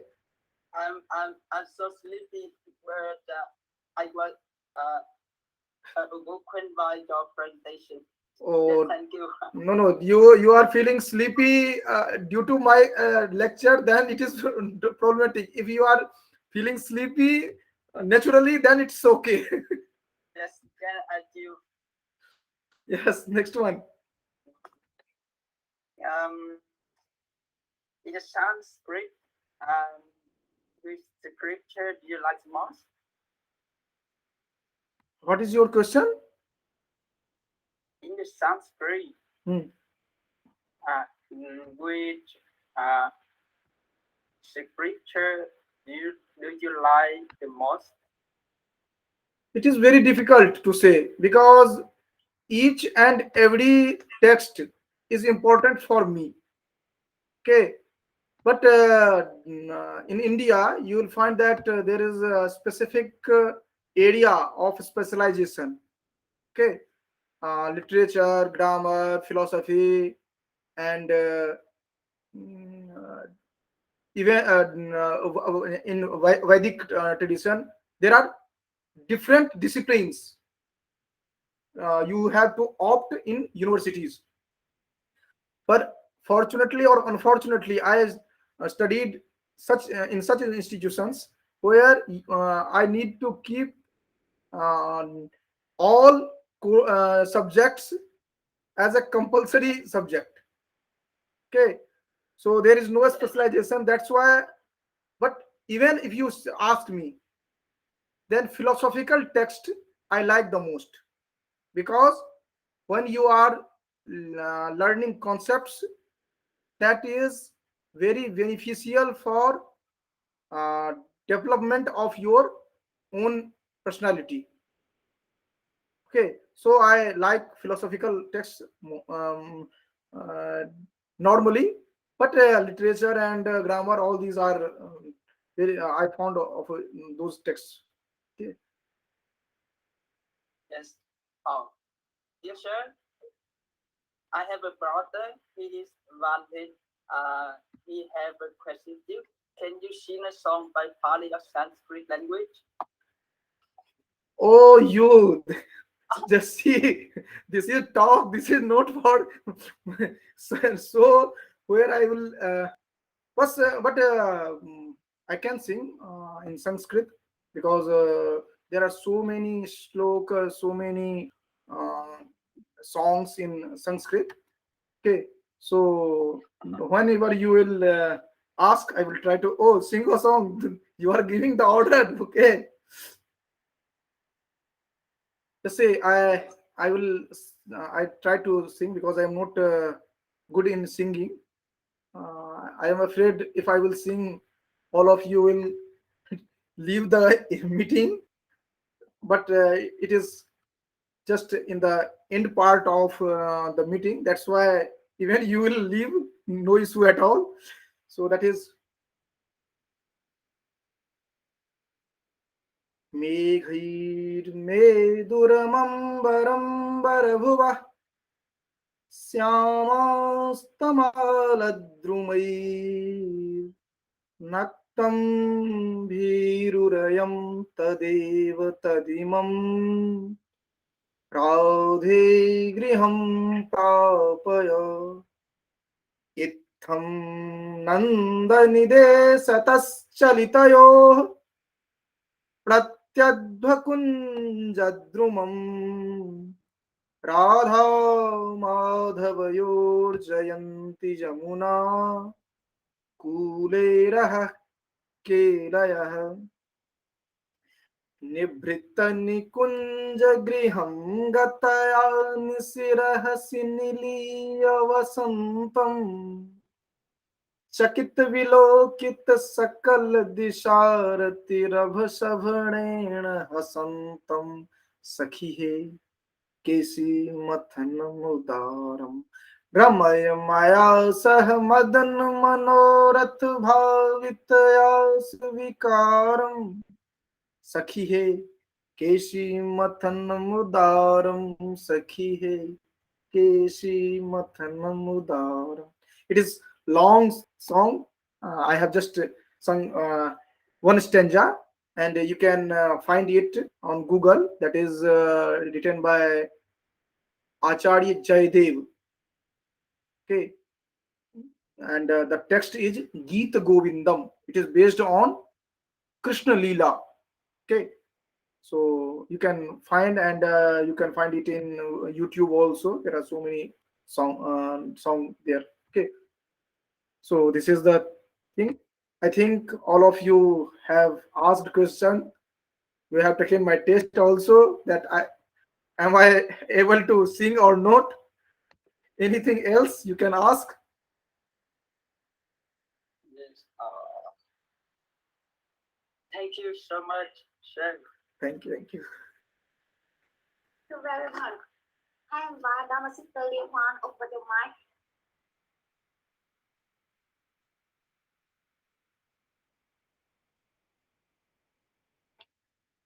Hello, sir. Hello. Um, uh, when I learned foreign English, sometimes I get stressed. Are you like that? And what do you do when you want to blow up steam? Can you give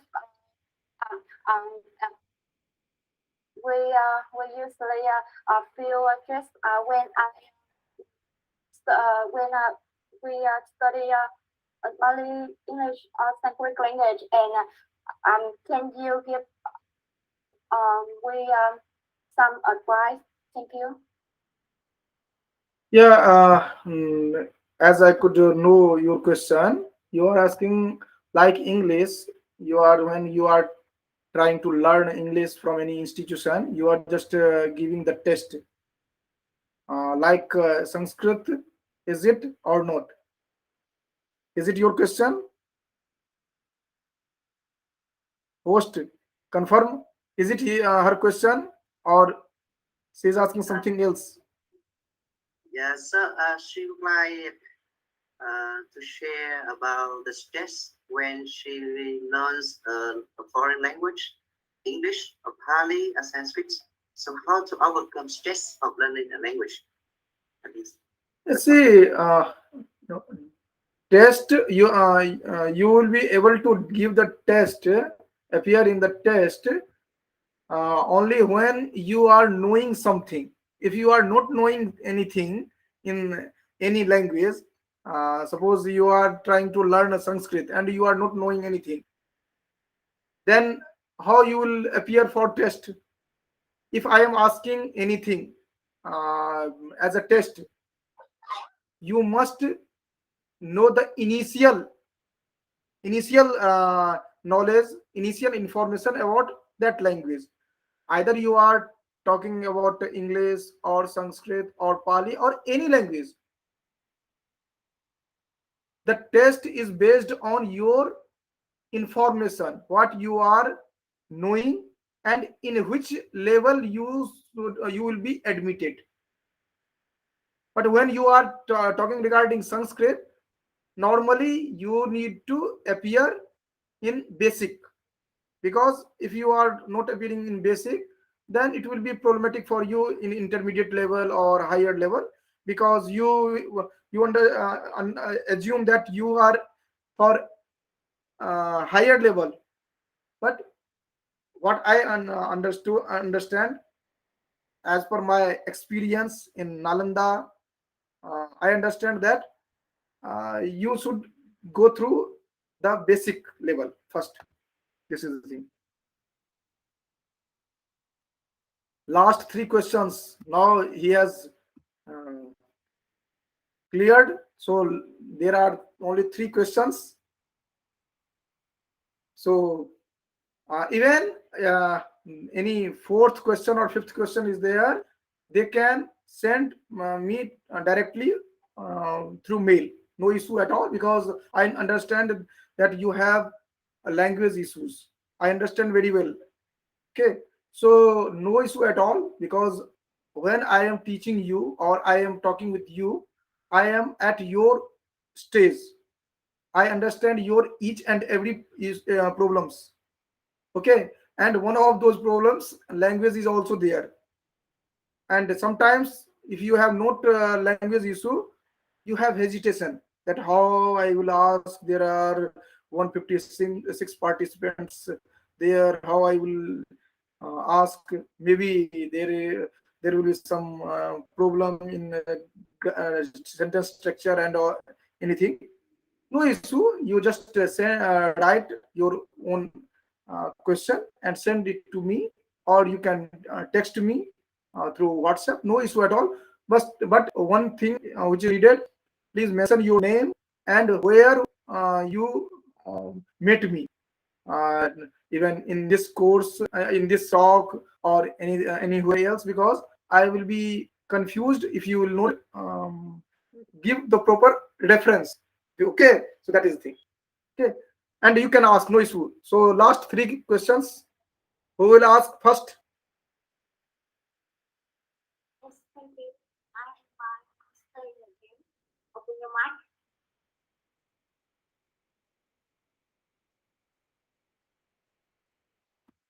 Yes, open your mic.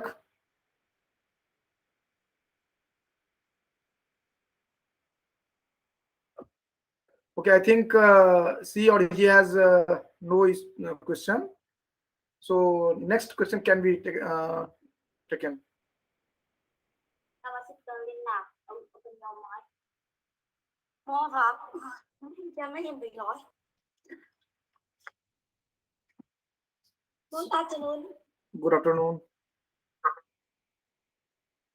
Can you share to me about your past, even and how did you come to Buddhism? I didn't get your question or your experience. What you are asking? Host can explain. Can you share to me about your past, even and how did you come to Buddhism. What could I understand from your question? You are trying to know my uh, background and how I enter in Buddhism. Host, can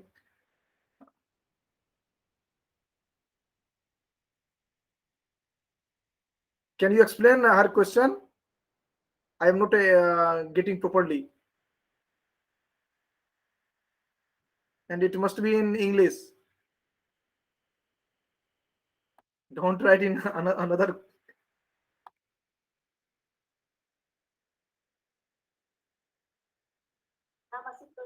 Open the mic.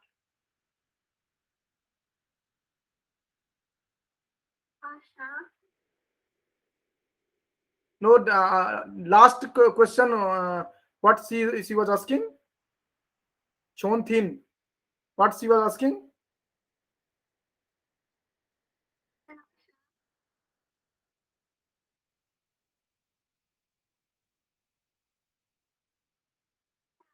Yes.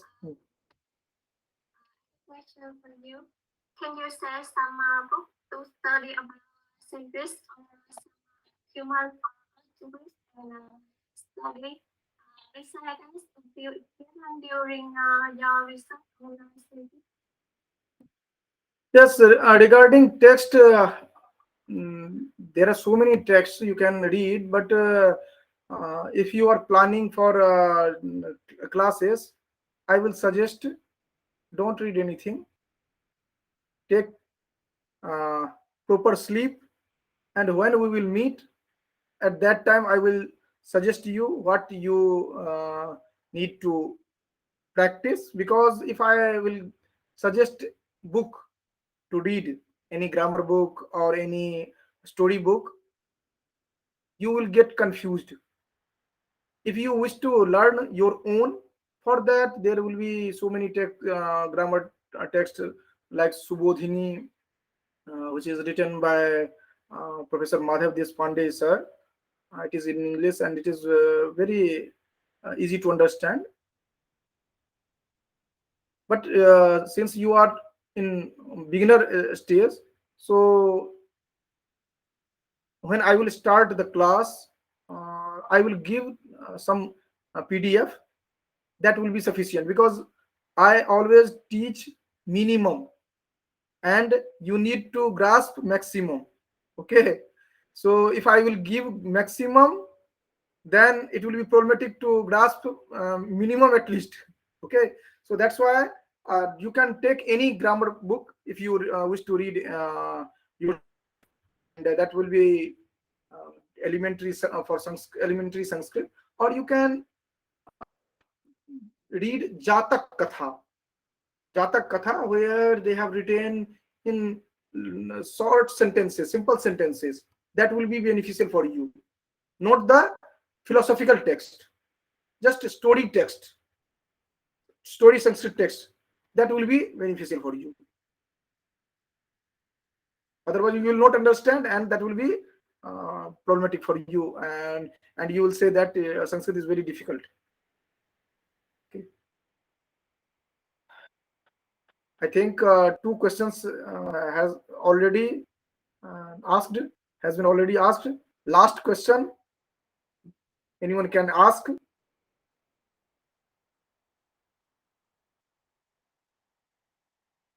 Okay, and Last question. last question. I advise Dhammasita you open the mic. Good afternoon, sir. Why do Indian women like to have a mole in the middle of the penis?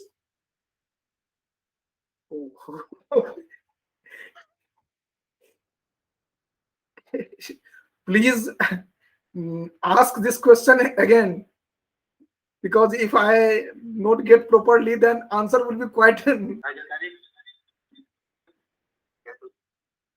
Yes, just ask this question again. What is your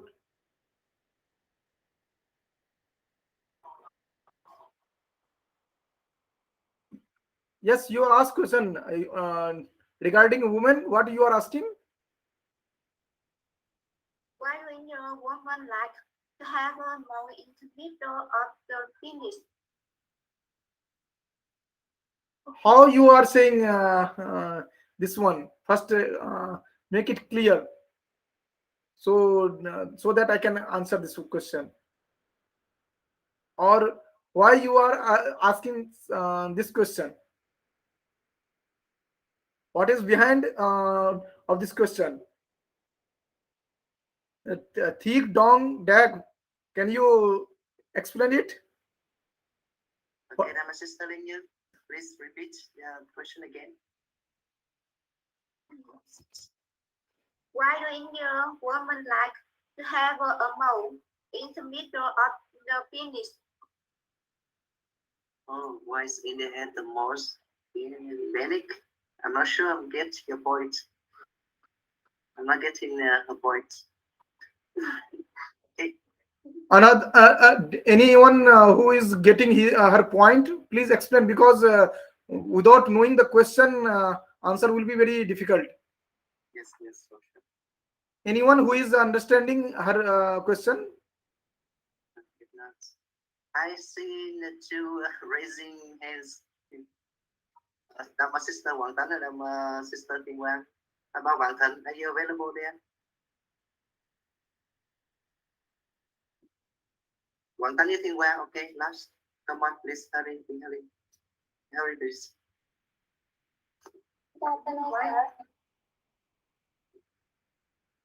Yes. Do you know Sanskrit and Pali language?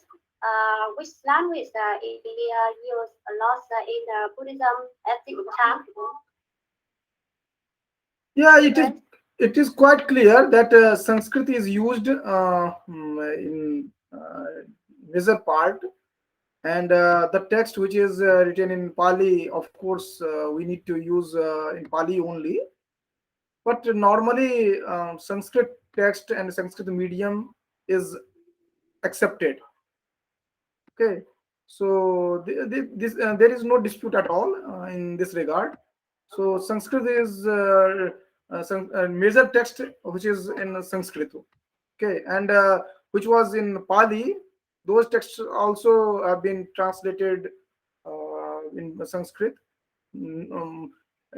for teaching purpose. Okay, so that is, and local languages or another language like English or Sanskrit translation is also available. So while it is used in universities, then most of all Sanskrit medium is preferable, but another languages are also accepted. That is the thing. Okay. So it was really very interactive session, and I am also I enjoyed a lot with your questions, and whose question I have not replied properly, or whose questions have been skipped. Don't hesitate. Just send a mail and your question. I will try to answer, because just see, this was just knowledge exchange session talk, that is given one technical term, and I have just tried something to convey you, but that is the starting part of learning. That was not the enough, because in 1 or 2 hours no one can conclude all these things. This is just for your curiosity, and you can learn more and more, and for that I am always available. Okay, so regarding Sanskrit classes, or I have already mentioned that I will teach one almost 15 days Sanskrit Buddhist text, only Sanskrit text, not the explanation, only Sanskrit text, how to extract the meaning. And that will be it will be better if you will arrange Sanskrit course first, then I will introduce that workshop. That will be beneficial for all you student, because at that time you will be able to understand basic Sanskrit texts. That will be better. Okay, so thank you all of you, and you for your patience, that you have listen me more than uh, 2 hours, not 2.5 hours. You have listened me, and we are. Uh, I promised you for 1 hour, but that is very nice that we have spent for knowledge exchange, and it will be one pillar from where we can start our journey, because most of you are not aware who am I, and I am not aware who are you. No, but now I can say that I am aware with you, that you have curiosity to know something. That is very nice, and we will meet with the next course, which will be defined by your guru. And now I can say that you can bind it up this session. Okay, thank you. Yes, thank you. Thank you. Now may I request Rama brother Dauhan to give birth thanks for brother, please.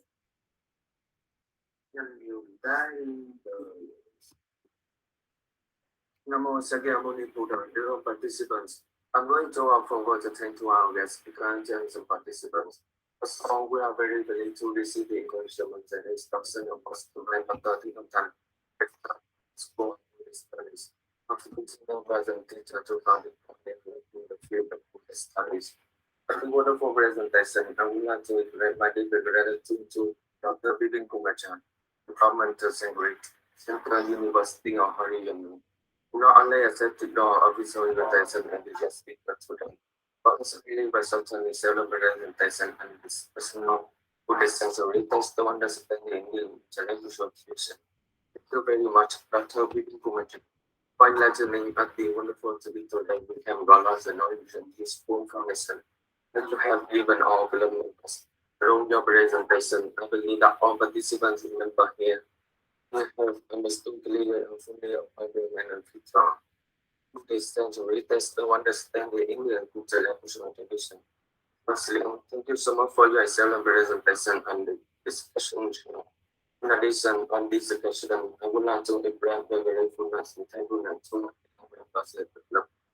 And on agents, School of Buddhist Study, but we are not here without your support, cooperation, encouragement, and effort. I believe that with the persistent play activity together, our role of profession combinedly, combinedly will be realized one night in a happy manner, keep it up together. We will be better English in the near future. I also would like to send my special thanks to our moderator to learn Thomas country. I'm really embracing your words and speeches. Congratulations on your performance today, sister. Last but not the least, I'm thankful to all participants for joining us in this international interactive meeting. To continue on to our international meeting next week. You are experiencing peace and happiness in this life and the future. You will be happy in body, peaceful mind, happy in life and stand for in career on a spiritual path. Thank you very much. Sadhu, sadhu, sadhu. Thank you, all of you. We will meet soon. Thank you, all of students from that school, from Nalanda University, from Central University of Haryana. I am finding they are also here. So, all of you, we will meet soon with new assignment, and hope the knowledge exchange program will carry on. It will not stop. The step. Thank you.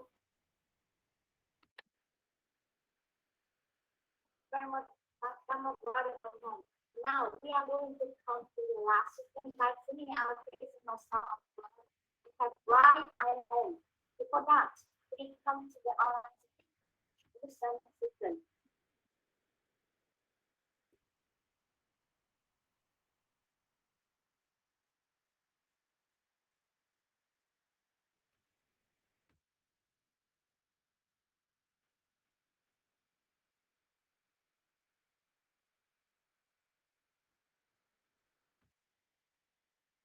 This big is awarded to Dr. Bipin Department of Sanskrit, Central University of Haryana, India. Second,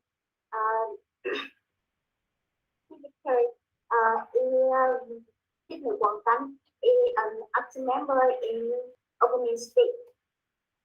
Third, certificate you wanted to đồng hành working working in volunteer in Syria weekly international meeting. And the last certificate for me. Thank you very much. And now we are going to talk to the traditional song I have why I am home.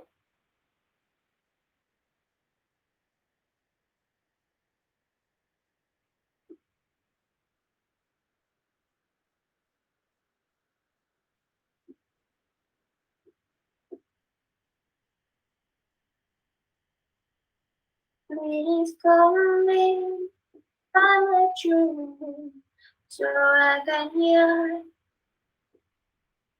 what's wrong here. I'll let you in.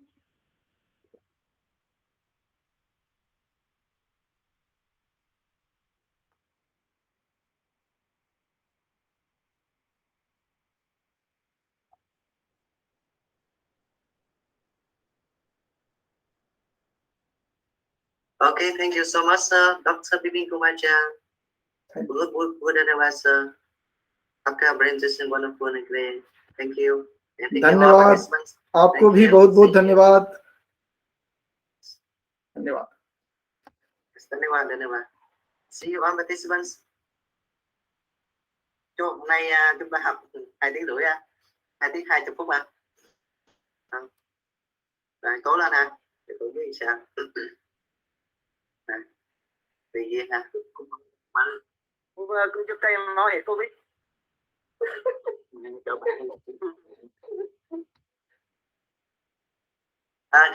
Cái chúng ta giơ tay á, thì cứ ai mà bấm vô trước là nó sẽ hiện từ trái sang phải. Chúng ta ráng tranh thủ ta bấm trước đi ha. Còn nếu mà chúng ta bấm sau thì tới đứng số 10 ta chờ đuổi đâu. Bạn Thành đâu rồi không? Bạn Thành bấm biết chờ lâu quá sao?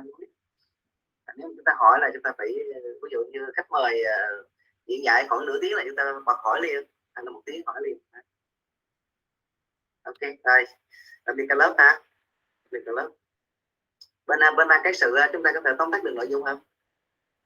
Hôm nay thì khỏe hơn là vì thầy có slide á, để xin thầy slide nha, chúng ta sẽ gửi cho lớp để học. Thầy đi rất là giỏi Sanskrit ha, gần như tất cả những tác phẩm Sanskrit thầy đưa ra hết đấy, nên chúng ta sẽ lấy cái file đó tốt lắm. Ok, see you all.